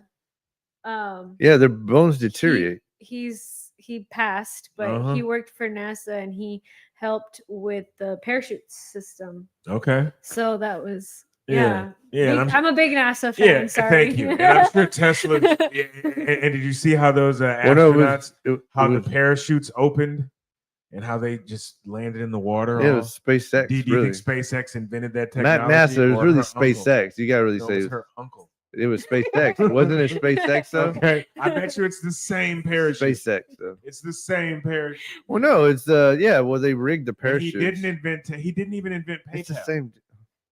Okay. What is that? No, I'm just saying. Everybody's like, he's a genius. I'm like, no. I've never said that. I've never said that. Did you called him a genius? I never called him a genius. I've never called him a genius. I've never called him a genius. I had asked originally to get into this because I was assuming that for some reason when I said my son was low-key misogynistic, I thought maybe we had interesting views about what a man should be or look like, and I was interested to see and hear this. No, but that's where I was based because he goes, well, it depends what media you look at. I'm like, shit. No, I'm like, him chopping wood. He probably already knows how to start a fire. He probably already knows what to do. Like that's Oh, my kid, yeah. But I'm also really, really pushing compassion and empathy on him. So. I mean, you're a woman. Yeah, of course. Yeah, no. It's just when you use the term misogynistic, you were being it was hyperbole. It was definitely. But see, Danny, there's limits to what Danny would think misogyny would be versus what I would think it would be. Well, no, I think she'll go a little bit further. She already has her bachelor's. I'm trying to barely get my bachelor's, and then me going through the ringer in those colleges with those kids and those professors. Yeah. It's hard. It's very because that's what I'm saying. That was a trigger because I've heard that misogynistic in class, and I'm like, what? I'm like, huh? I just mentioned and who were they calling misogynistic in the class? Were they calling you? Yeah, I've been called that a few a times. few times. Why? And then because I it's just when I'm in school Yeah, and because, you know. I just hear these different things and I'm like, what? I'm Right. like I'm really about to tap out of face to face and just stick to online. And if I have to do a face to face, cool. But this face to face when I hear and yeah, you're going on now, we're on another level, but like hearing a man complain about abortion, like literally complain about it, and then me just say after the fact to say like I'm a man, so I don't know what to really say Fair. because I'm a man. Yeah. So my mind doesn't go to think like a female, to be upset, to be not agreeable about certain things when it comes to that. Okay. So then he raises his hand after I've said what I just said, and then he called goes, "Well, I have sisters, I have cousins." He started like naming all the females that were blood related in a You sense. notice the man, And then you notice the mannerisms. But Yeah. keep going. and then throwing it in my face. So then I was like, "Huh?"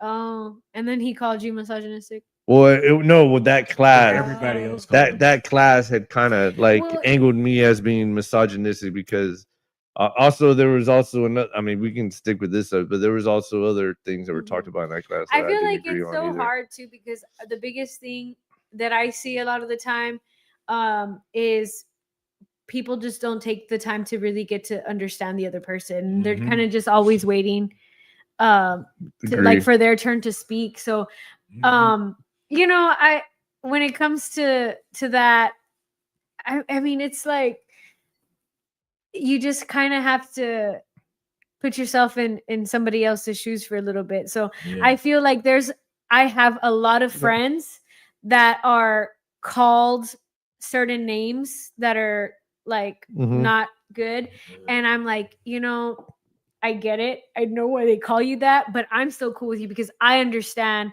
and I've taken the time to understand your heart, but I'm not going to try to like change you or try to make you see my point of view. And so I feel like that's what happens a lot like in society with so many people. They don't try to understand each other. But it was funny on my end because it was almost like putting a grown man in high school. And then I'm like, huh? And then I'm so used to like my old ways. And I'm like, I was literally thinking one thing, and these kids are thinking totally different. Yeah. And then that's when I'm like, I guess I'm thinking by myself because I think this way, but it's not my fault because I'm just that much older. And then the generation now is just thinking differently, like you said. But it took me. But I was arguing with the professor, not arguing, but there was some disagreements with and then I was like, well, where's my point coming into part? Because there was a few times where there was talked about sexism, benevolent sexism, hostile sex. I've been on this for a while. Hostile sexism, benevolent I don't know sexism. the Well, see, when you go into some like what were you taking, gender studies or something? No, this is social psych. Oh, social psychology. Yeah, okay. I never had to take that. Well, I mean, okay, so you're gonna get introduced to a bunch of little things like that. But the only thing is, when you say, "Hey, I'm a man," you know, "Hey, man, I don't care about abortion," you know, "I'm a man." No, I didn't say that though. I didn't say that. I didn't say I didn't care. I just said, "Hey, man, if I don't know what consists of abortion, because if it's not happening to me, then I'm not informative as much as a woman who has that can happen. I know, but you know, it's just like women. It's just like a man. You know, there's a man and there's a female. Men make a lot of those decisions. Like the only thing I'm saying is that men make a lot of those, and then other men do not just abstain from those. They don't absolve themselves from it the way you did. Yeah. They get right into like, it. I'm they cool say, with I that. am a man. Yeah. So cool no, with I you have saying, to say. I'm cool with you saying, like, I don't have a say, man. Like, it's not my body. I don't have a say. Yeah. But it'd be one thing if every man were doing that, but that's not what's going on. Now, if you can't just be like, I'm gonna sit this one out. Well, no, because if I was married and I had a wife, that's another where then I'm my wife. If I would like to know if that was going to happen, I would like to know if that was going to even on a girlfriend, and I would like to know. Then that's a whole other subject there too. because I've known of other females who have, and see, that was the part where I kind of held back in class, because there's other situations where women do that all the time as well, where they have abortions for contraception. And then I've heard some women come at me, and then they're like, "What are you talking about?" I'm like, no. I was like, look. I'm like, look, I've heard that there's been this situation. No, well, I'm not going to get into specifics, but I know there's women out there that happens, and maybe a spring break weekend, spring break week, right? And then after they come back for spring break, oh my god, contraception though. Contraception is preventing. Yeah. But they're still having sex. So the whole having sex, the whole having sex. Once you have sex, abortion. But contraception is like but accountability. Having sex is is the responsibility already. I agree with you 120% on that. I agree with you for sure. Yes. I just feel like we need more access to preventative measures. Then if people are going to be having sex, they're going to be. You can't stop them. They're going to be having sex. You cannot legislate that. More gyms, more kids active in boxing gyms and active give them the damn sports. rent money. And then maybe they can open some. Stop it's so that's where it was like a shock to me in being in school. I was just like, oh man, like what's going on here? And like they're getting mad at me just because I'm like, yo, I like to do man things, like what her son is. Oh, they're hunting and shooting things, which so people got mad at you for wanting to do man things. Well, there was another class I took, and then I had said a comment too. I was like, "What happened with Taylor? Huh?" Remember, like Tim the Tool Man Taylor? You were in there like that? Nah, I wasn't like that. I was trying to be more like Happy Gilmore. Oh, is it because or Billy Madison? You like to do all these manly things, and you think of those things as a man, so then that was problematic to them? No, I wasn't even thinking that. I'm trying to follow. I'm trying to follow too. No, the question was so there was another class where she ran a slide, and the slide was talking about how and these men were being verbal, and they were talking and saying how it's hard to be a man sometimes. I agree. But sometimes they're like, I don't want to be a man sometimes, because sometimes I just want to cry, and then after this whole video showed like all this vulnerability and whatever, I raised my hand and I said, yo, they're talking too much. They don't need to be all that much open. And then she goes, well, Tristan, this slide was just saying how, and this is another psychology class. I forgot what that one was. And then don't be open to your psychologist. What's that? Huh? He said, "Don't be open to your psychologist." Oh yeah, well yeah. No, okay. No, I mean, that was another situation where I was kind of. No. Now, topic? No. But I just wanted to say real quick. I thought it would be more of a suitable for seeing a video like that at the VA, maybe after somebody's come back and seen a lot of trauma, seen a lot of things they shouldn't have seen. That might have been a suitable video, but college kids, most of these kids, maybe they haven't had a good upbringing. Maybe some of these kids, maybe some of them are veterans, and they're having to go through this class. But my point was, as a man, you're gonna fight. You fight every day. You're gonna whatever you've done. Nobody's perfect. I feel like that makes it harder for you. Because now, if you carry yourself to that standard where I just have to suck it up and keep going, then women are gonna expect that from you too. Oh yeah, I've been in that too. but I don't agree with that. And so I am gonna speak on this topic because I have a son and he's 8 years old, and I have him in counseling. And I have him in counseling. Why? Because I don't know where his dad is. Right? I met his dad in college. We dated. We haven't seen his dad since 2017. Wow. He's never met since 2017. He was months old. He's never met his dad. And I was like, I need my son to be in counseling because I need him to figure out how to deal with those emotions. Right. And I want him to go through life knowing how to handle those emotions, because he's going to have that trauma with him for the rest of his life. And I Yeah. know that no matter what. And I need him to learn how to deal with it. I don't want him to hold it all in and explode explode one day. And so it's little things that I do with my son is like, since he was a little kid, if you fall, okay, you can cry. You're allowed to cry. It hurts. Feel the pain. Okay, you're not allowed to dwell. Right. Yep. You need to get up and move forward because the world keeps going. You need to keep going. And I love the topic of mental health because I do believe that, I first of all, I am a big feminist. Let me just say that. But I do believe that men have it hard. And so I know this is a Houston podcast, but I'm working on a mental health workshop in the Valley. For everything. May 17th, I'm hosting. I'm collaborating with a doctor of behavioral health to host a mental health workshop to destigmatize mental health. Right. On that day, we're also going to have the free workshop. We're going to have a free kickboxing workout, and then an open mat. And we got confirmation that the VA is going to be there offering free counseling sessions to whoever may need it. And so I want. I told you I had her for a reason. I had her here for a reason. I had her here for a reason. Yeah, because he had asked. He's like, "Who's this?" I was like, "It's Kayla, man. She's a woman fighter. She's like." Well, I only asked because. No, I know, but there wasn't a lot for me to give today. Because you gave me even more now. Like that.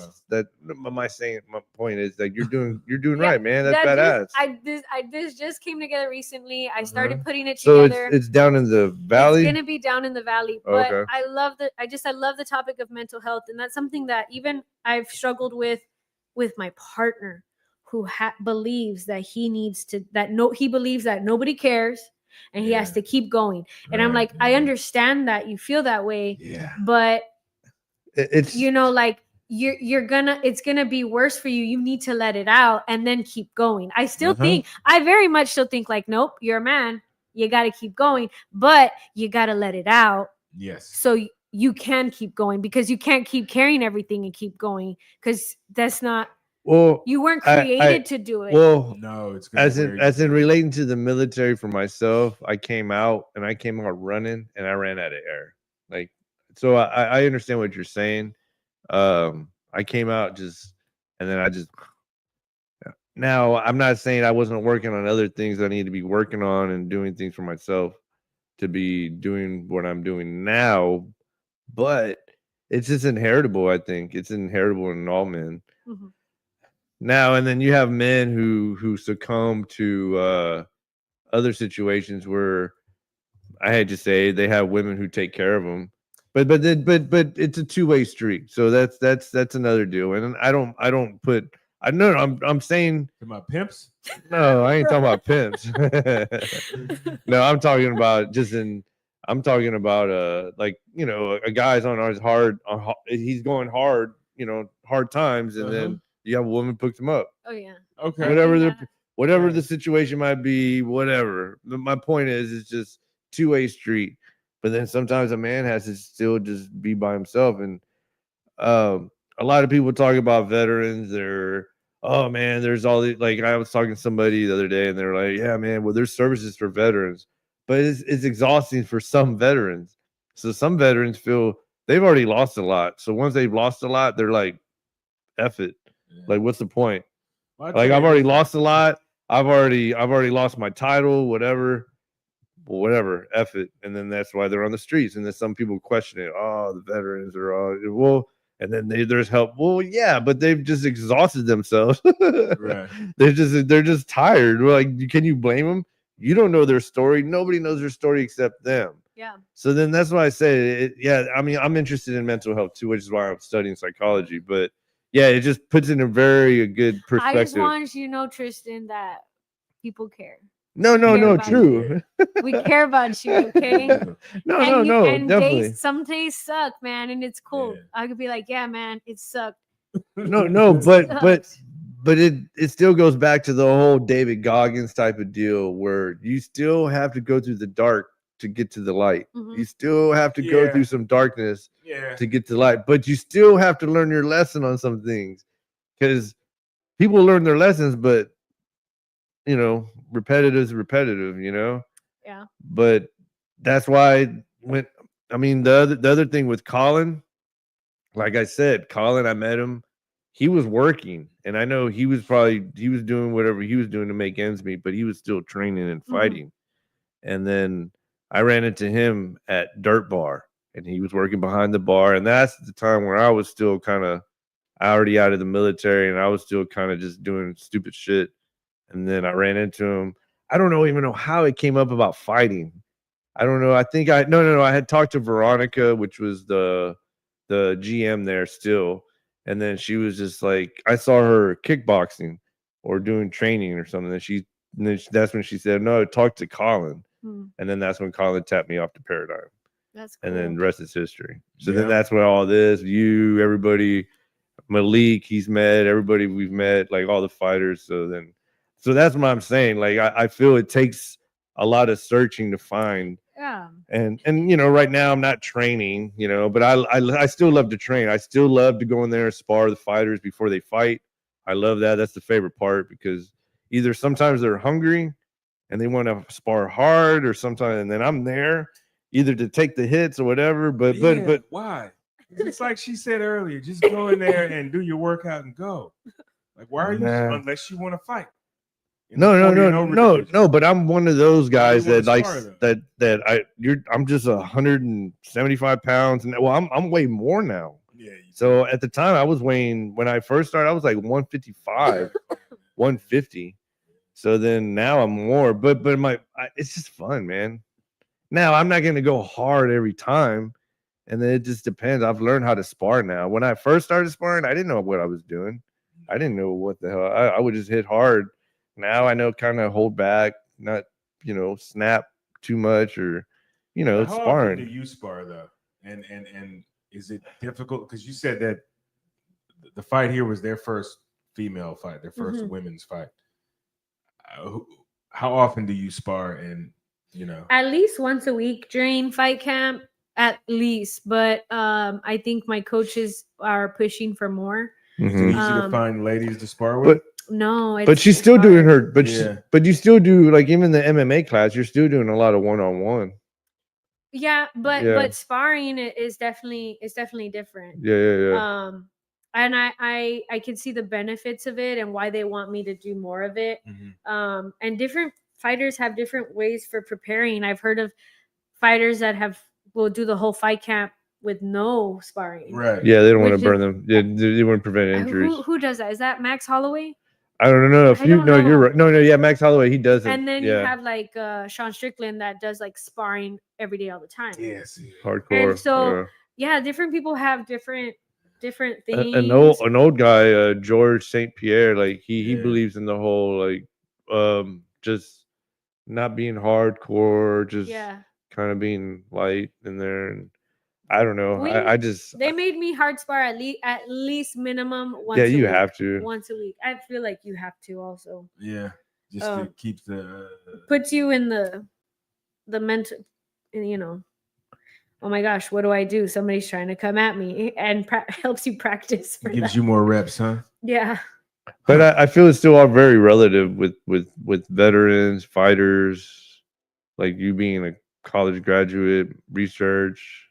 Like you said, you're raising your kid. All that, I think, is very relative to everything you're trying to do. Yeah. And then when it comes into fighting, I think you should get into fighting. I've told him you should. Yeah, I know. I mean, I'll go watch fighting. I'm too old to get into. No, you know what? Like she said, I'm not sparring. Yeah, it's still so much fun just to go in and do a workout. Like there's a lot of fun to it, but I do think that every fighter has some sort of, like, either a chip on their shoulder, or they've got something to prove, or some of them just have complete loose screws. Which, thank God there's that outlet. Yes, and no, that's what I'm saying. That's true. I feel even the guys that do have a few screws loose, like, that's their outlet. But that's what I was saying. Yeah, and you see it even in the gym sometimes, because some guys don't want it. It's weird, because I've seen some guys at Paradigm who are very serious, and they're very serious, and I don't want to mess with them because they just seem very focused, and that's not some guy you want to go and joke and no kind of no. There's even people like that, like a regular gym. Yeah. Just okay, man. But even at Paradigm, I mean, I've sparred a few guys even lower weight than me, and they're just younger, and I'm like, damn, boop, boop, boop, boop, boop, boop. And I'm like, whoa, bro, like okay, I see how it is. Like, okay. I got my first ever black eye. Nice. At Paradigm because of training with those guys. Nice. And that was something different and new coming to this gym because back home I'm very taken care of. Yeah. I'm very taken care of. Is when when your coach is invested, when you're dating your coach, right? Yeah, there's that. Yeah. There's a lot of like protection that comes, Yes. and I can imagine. And so, I mean, yes and no. Like I've gotten my ass beat, and he's like, "Well, you deserve it." Well, you're dropping your hands. No, but I still that just shows a lot with you not leaving the valley, but moving over here, kind of getting, because that's the beauty about Houston. Houston, you're a melting pot. Like at Paradigm, especially. Yeah, there's so many people from all different places, and that's a cool thing about Paradigm. There's just it's really cool. I do love all the people that are there. But I did run into where you're like, oh my gosh, like what? Why are you so angry with me? Yeah. Why are you so intense? Why are you going like 100 miles an hour? Do you realize how small I am compared to you? But this ain't the males though, is it? Yeah, it was the guys. Oh yeah, you gotta tell them like, yeah, that's not. Yeah, it was the guys. But I don't say anything. I just like. There's some loose screws in me because I'm like, oh, he's hitting me hard, and then I take it, and then until the coach is like, hey, dude, why are you? Yeah, no, well, like, that's Coach G or somebody like, dude, why are you going so hard on her? Red pill. Chill, Coach G. Hey, chill out. No, he's told me to though before. But I had to try to tell you to chill out. Yeah, well, I mean, but the girl was going hard on me though. But it wasn't like I was trying to knock her out. I was just like, yo, she's just going hard. I figure she just wants the same, like a little bit hard. I don't know, like equal rights, equal fights. Yeah. Dude, she would just. Yeah, she would kick Tristan the shit out of me. These hands rated E for everybody. No. I'll never hit a woman. Not like that. I mean, she was. Well, I mean, I tell you what, training though. The reason this is what my boyfriend says, that the reason why we have a healthy relationship is because we get to spar. Right. He gets to spar me, and he's like, she signed a waiver. I'm like, motherfucker. Yeah, that makes sense. Yeah, I would imagine that gets a lot of it out, isn't it? I mean, not for me because it's hard. He was a professional fighter and a 155-pound champ, so I have a hard time hitting him. But yeah, I've gotten swept. He's knocked me down with not even hard. He's knocked me down with toes to liver. Oh, nice. I got toes to liver, and I went.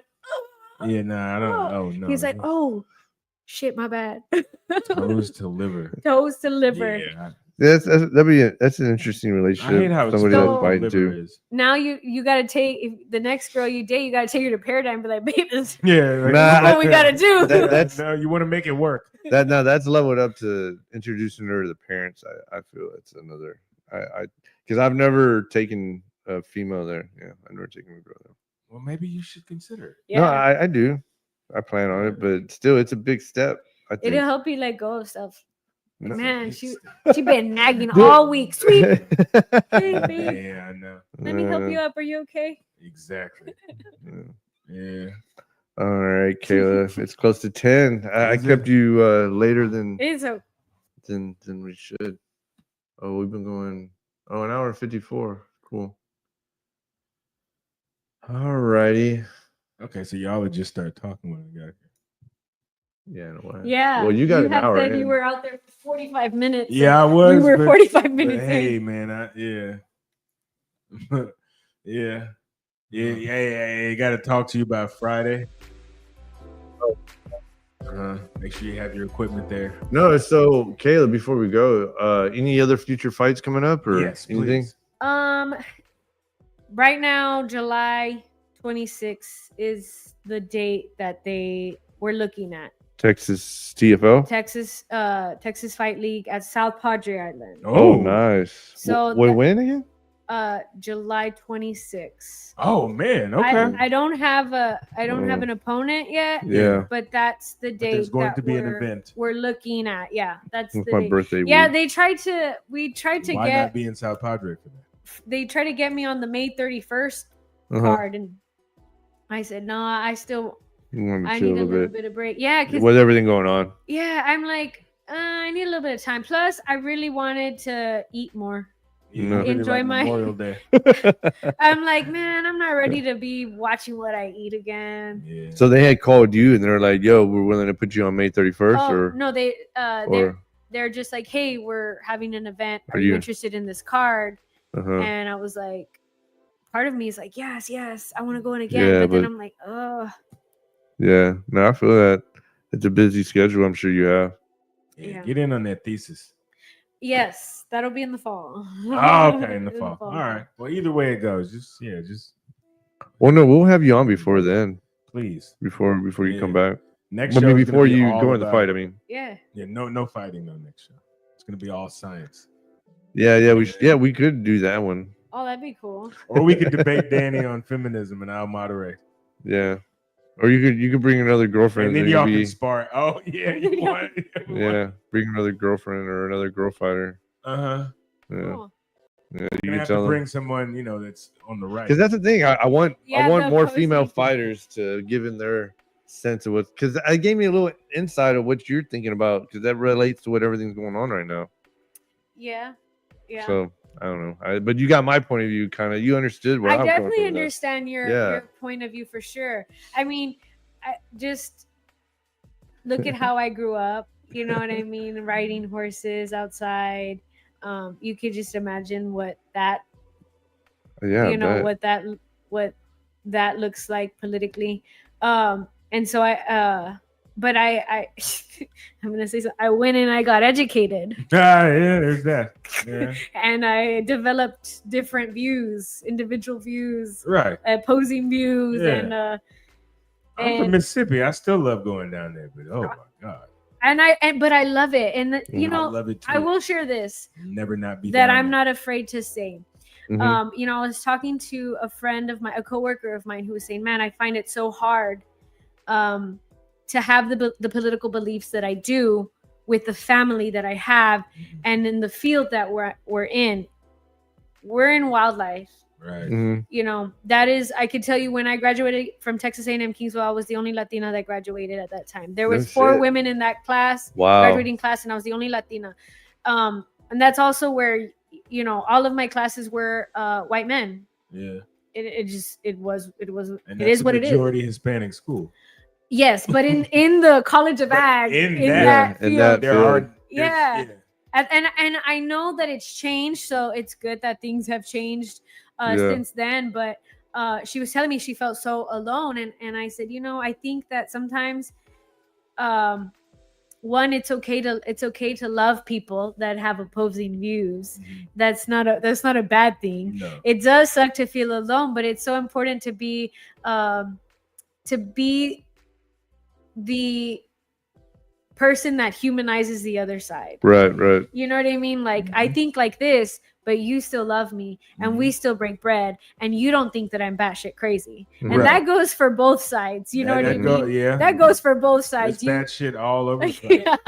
Yeah. So, I mean, I don't know. I think it's good. It's important to be able to have different views, but to be able to communicate and talk and still be cool no matter what. Well, my thing is, like you said, the important thing is empathy. Yeah. And that's what it is. And I think that's what's missing. But anyway, we're going to keep kicking ass. So July the 26th. Okay, that's what we're looking for. You'll be on before then, but I don't see why not be in South Padre for that. That'd be cool. Yeah. Well, you gotta book something now because it's do you know the venue? It'll be the convention center. Oh, it's a pretty busy time in the valley. Yeah, I know. Especially this summer. Mm-hmm. It's gonna be crazy busy. It's gonna be hot too. It's gonna be very hot. It was hot today. But we had a fun time the last time that I was supposed to fight in South Padre Island. And Okay. Well, you went to That's when I was Tequila there. Sunrises No, we went or to Louis? Longboards. Long Almost Island, seems like that's That what- place is super it's gonna cool. be Oh yeah, outside. longboard. Okay, yeah. That place is super, super cool. Yeah. I I like put it in a convention center if it's on Padre Island. A lot of It should be outside. Mexican Latinas walking around there. There's everything. Everybody from No, everywhere. I know, at but South majority Padre. are like well, a majority I feel are from the valley in that area. Like they go Well, there. in that area that live Yeah. there, but in the island, Yeah, there's a lot of everything. I think I the know, island but looks different. no, I Then, know, but like- I've just he can tell you about the Kool-Aid smile, and we've talked Oh about my that. gosh, what's the Kool-Aid smile? And when you go to Mexico and you go to the bars there, when we were 2000, Yeah. that was year 2099. 2009. I think you were probably like 6 or something. Yeah. But you pay $5 and then they give you like, or no, Okay. you pay $10 and they give you like a Uh-huh. long, I guess a long drink, and then Mhm. you just go up and then whatever drink they're giving out, and then they pour it, and then by the end of the night, everybody has Kool-Aid Yeah, but the smiles. drinks were free Because in you just drink it. Matamoros.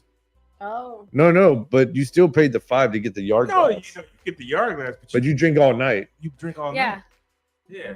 Did you ever go to Mexico when you were there? Yeah, I Matamoros? go. I've never been to Matamoros. I've been Mhm. to Yeah. Nuevo Progreso. Mhm. So that's through the Westlaco. Oh yeah. Well, yeah. Progresso. Yeah. You go to Progresso a lot. Yeah, I actually Yeah. do. I go a lot. Yeah, Progresso's Um, cool. I think every time I go down, I go at least once. Yeah, no, You we used to go to those. Do you get Uh-huh. do you We used get to go to Mata and corn tortillas and Nuevo then Laredo, and yeah, those spots a little gritty. I just like going to Progresso But just you to go can't drink go a Bloody anymore. Mary. I still go. You can still Well, go. I mean, you can, You but can I still go. but I remember there was a time the people we were going with. Yeah. I remember when I was okay. We're gonna take the keys. All right. Oh, But at the end of the night, Okay. he had a Kool-Aid. He had Yeah, a always a smile. Kool-Aid smile, but I'm like, give us the We went- keys. They're gonna kidnap y'all. They're not gonna kidnap us. They're gonna look at us and like nobody's gonna pay for them. But Yeah. y'all, okay, so give me the keys to the van. But that was spring break 2000, I think. Yeah, well, I Or- remember, and I went with some of the other boys like a little bit after that too. So we've been friends that long. Yeah, Even before Yeah. that, since high school. yeah, it used to be fun before like everybody got all cartel crazy. Yeah. It was oh man, you could just get drunk in Matamoros. Yeah. People still do. Oh, I Oh, know yeah. they do. Well, no, but I mean, but even Oh, even God, on the Wayne. island, it's still the way fun. you can get No, the island drunk is in fun. It's Matamoros just so back hot then. sometimes. Yeah, it's hot. Yeah, it's baked, man. Oh, I love it. God, I the love way the you beach. get I love it. drunk. No, South Padre. I love South Padre. Mm-hmm. I mean, that's one of a place I've thought about retiring, which would be there. South Padre?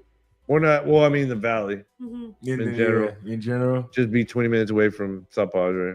Yeah, but that Get a goddamn boat. Elon's bringing all those people there. Well, he's about to ruin your your vacation, your your retirement home.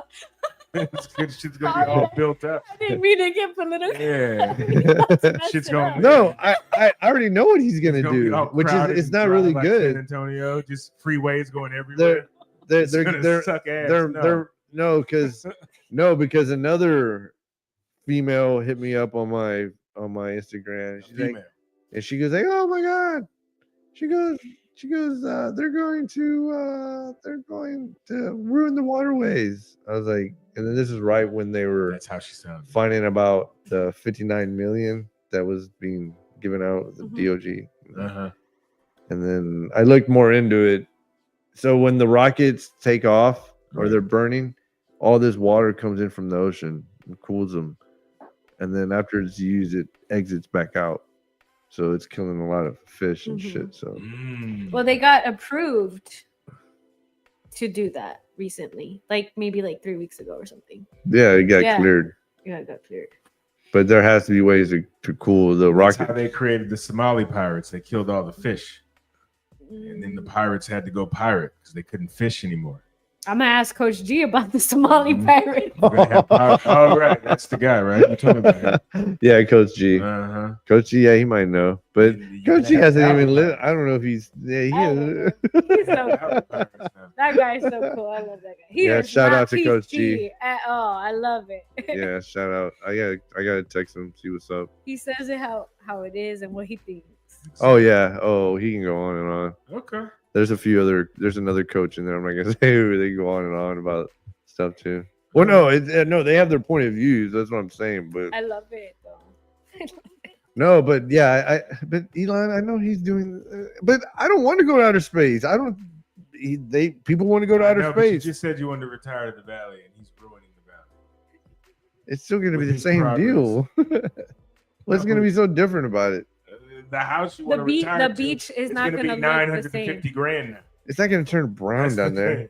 It's gonna look ugly. It's not gonna turn brown. No, Galveston is ugly. Everything's gonna cost. Galveston start Beach. to look like Galveston. Yeah. No, Galveston is a where the water circulates, and then we just get the brown stuff. That's just So.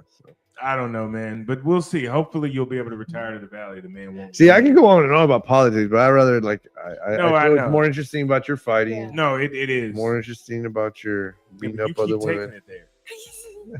Anyway, no, you did. I did not. You're the one who's. Oh, he, the way he thinks, the other side. Oh no, that's only because you were saying about the media. Well, it depends what media you look at. And then you start talking about those dumb kids in your class. These stupid new kids that just And no, a lot of them don't even talk. That's another thing that trips me out. That's why a lot of them prefer to do online now. They don't want any interactions in class. So I'm like, what is it teaching you then? It's like AI is crazy. Is like messing a lot of education up. Yeah. No, because these kids are I need a report on this. Yeah, but they don't even know how to write anymore. They don't. It's insane. Well, he knows, and I'll tell you about. I know, but oh Jesus! I did okay on some of my reports, but I never even dabbled with the AI because I just know if I dabble with it, they're gonna find out some way or another because you have to upload your research paper to their program. I mean, and their program scans everything, especially on my level. Everything. Heard a kid speak. Well, those professors they want to catch somebody. An essay on this. Well, but those professors want to catch somebody. They want to put you on probation. What's that say? No. But you're right. What's That's that say? but that they don't know. They don't write. They don't know how to write. Literacy's over. Well, we can talk about that next time. But yeah, the end of literacy. It's done. They'll tell you like, well, you know what it's supposed to say. We were literally talking about that. I guess I was at a work conference and we were talking about the future of rangelands and what that looks like. And so there's so much technology that's been so beneficial, right? Like drones are super cool. It's super useful in wildlife conservation, and we're using it for all these things. It's making things easier, but then also like the negatives to it, where students aren't learning how to write, or are we just going to have these super smart kids that don't know how to go into the field and don't know how to identify? No, that's happening right now. I'll say for a fact that me sitting in those classes, the teacher asks us a simple question. So what did y'all think about what you read and how so-and-so and blah, blah, blah. And then she would throw out some terms and then I sit there and I'm just like, dude, she just asked like a simple question, like, are nobody gonna answer? And then there you go. Grader to type. There I go. Really? Ask a 10th grader to type. Yeah, that's a trip too. Go on your home row keys and type this and see how that works. So that I mean, I guess then I don't want to go talking about the Department of Education right now. Oh, you don't. Yeah. Vince McMahon's wife. All right. When in other countries they're speaking like 3 or 4 other languages before they leave high school, while in our country, they're just good with speaking English. And then it's like twisting students' arms, most students' arms, to speak Spanish, and Spanish is pretty. I think it's a necessity. Yeah, but no matter how many people say it's not. Oh, stop! Because this damn state. Yes, everywhere. when people were trying to do that, I don't want my kid learning those. What? That's true. I want my kid? I'm like, why would you not want more education, sir, ma'am? My kid don't need to learn no Spanish. Why not? Why don't you want them to? Anyway, it's okay. That's God intervening. But Well, he'll get the last. No, my mic went out. but yeah, So, we tried to- that, Mr. Wider. Why isn't everybody bilingual? Yeah, your Texas Department of No, because a lot of students don't want to learn Spanish. Well, huh? Do you know Spanish? I'm gonna say yes. I tell people that, or whenever, like when it came to jobs, I'm like, I know Rancho Spanish. Yeah. But I know enough to get by. And I can read it. But like academic Spanish, like scientific Spanish, no, I will say no. But I know enough to be able to. It'll take me like 20 words to explain the thing, but I can do it. You know. Yeah, but I think you still know Spanish. Yes. Yeah. She knows the basis to get around. Yeah. She ain't gonna get lost. You didn't have to translate that No, part. She said it. No, I know that, but I'm just reiterating that. Okay. That's why it's still a necessity to know it, to know another. Right. No, most definitely. Three, Yeah. most languages. If somebody wants to Yeah. learn being a linguist, yeah, everybody should be a linguist Yes, they should. because we're all gonna intertwine eventually with all these countries. Yeah. It would be better, I think, if we could understand each other and we spoke the same language. It would help with empathy. Yeah, it would help a lot with empathy. But it just makes people smarter. Just like my ex-wife's family, like they're all from Cajun country in Louisiana, and like her grandparents, like they spoke Creole, they spoke French, but they never taught it to. I'm like, why didn't they teach that shit in the schools? You know why? I bet you it's because they had such a hard time with it in school and with people that they didn't, because that's what happens with people in the valley. That's what happens with my grandma. My grandma, both of my dad's parents, my grandma, my grandpa, and my mom's mom, my grandma, they were involved in like civil rights, right? They were in high school, they organized this walkout. They were like, we want to be able to speak Spanish at school. Yeah. We get hit for speaking Spanish, and we want better treatment. All these things, right? And so they like civil rights activists. My grandpa got thrown in jail. It was this whole thing. They organized this whole walkout. And my grandma didn't teach us Spanish. Yeah. But that was because she why? Because it'll be easier. Right. Just, it's easier for you if you don't, or if you get away from it. No, she was conditioned already. She was conditioned. She was conditioned in her head that it was okay for you not to. Well, she was conditioned that it was better that you did. She was conditioned that she was already conditioned at a young age that it was bad because of what your grandparents had went through, like all that suffering and fighting. Yeah. And then when somebody told him easily, yeah, you don't have to teach these kids, just stick to the English. Yeah. It was just. They told me you better not teach these kids. Well, if you hear anybody speaking Spanish, that's a ruler to the face. Yeah. But times are different now. That's my point. Like, because we're not as dumb as like because that. I wonder what the teachers look like. We're not as ignorant like that anymore. It used to be a lot of ignorance. What you talking? We should end it now, though. Yeah, we should. We can go into that. But I remember Lyndon. You ever read about Lyndon Johnson when he was a teacher in the Valley? No. He talked about all of that back in the day too, and that was one of his things that made him pro civil rights, is seeing how they mistreated.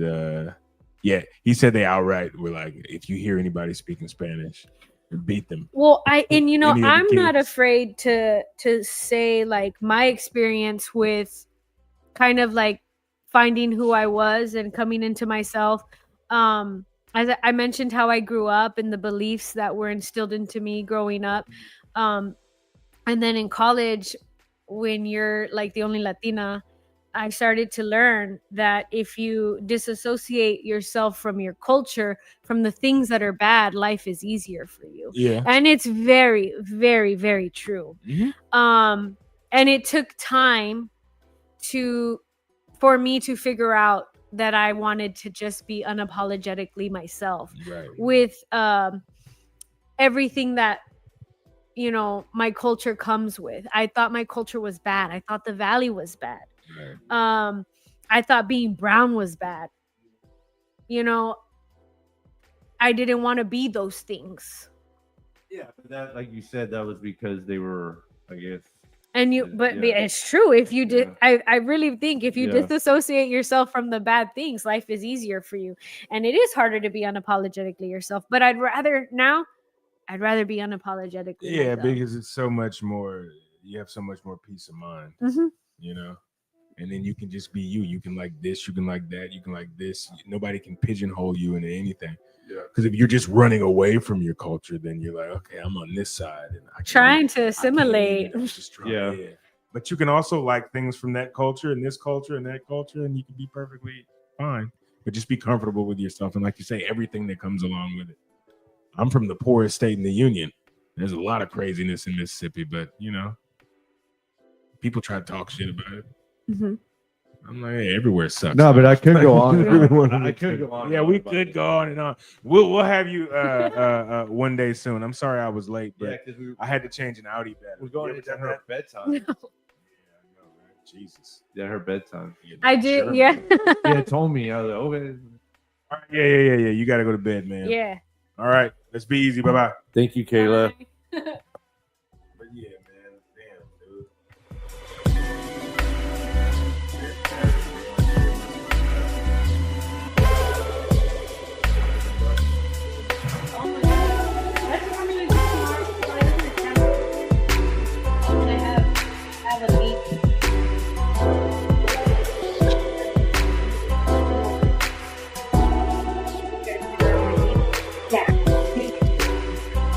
What's your primary residence?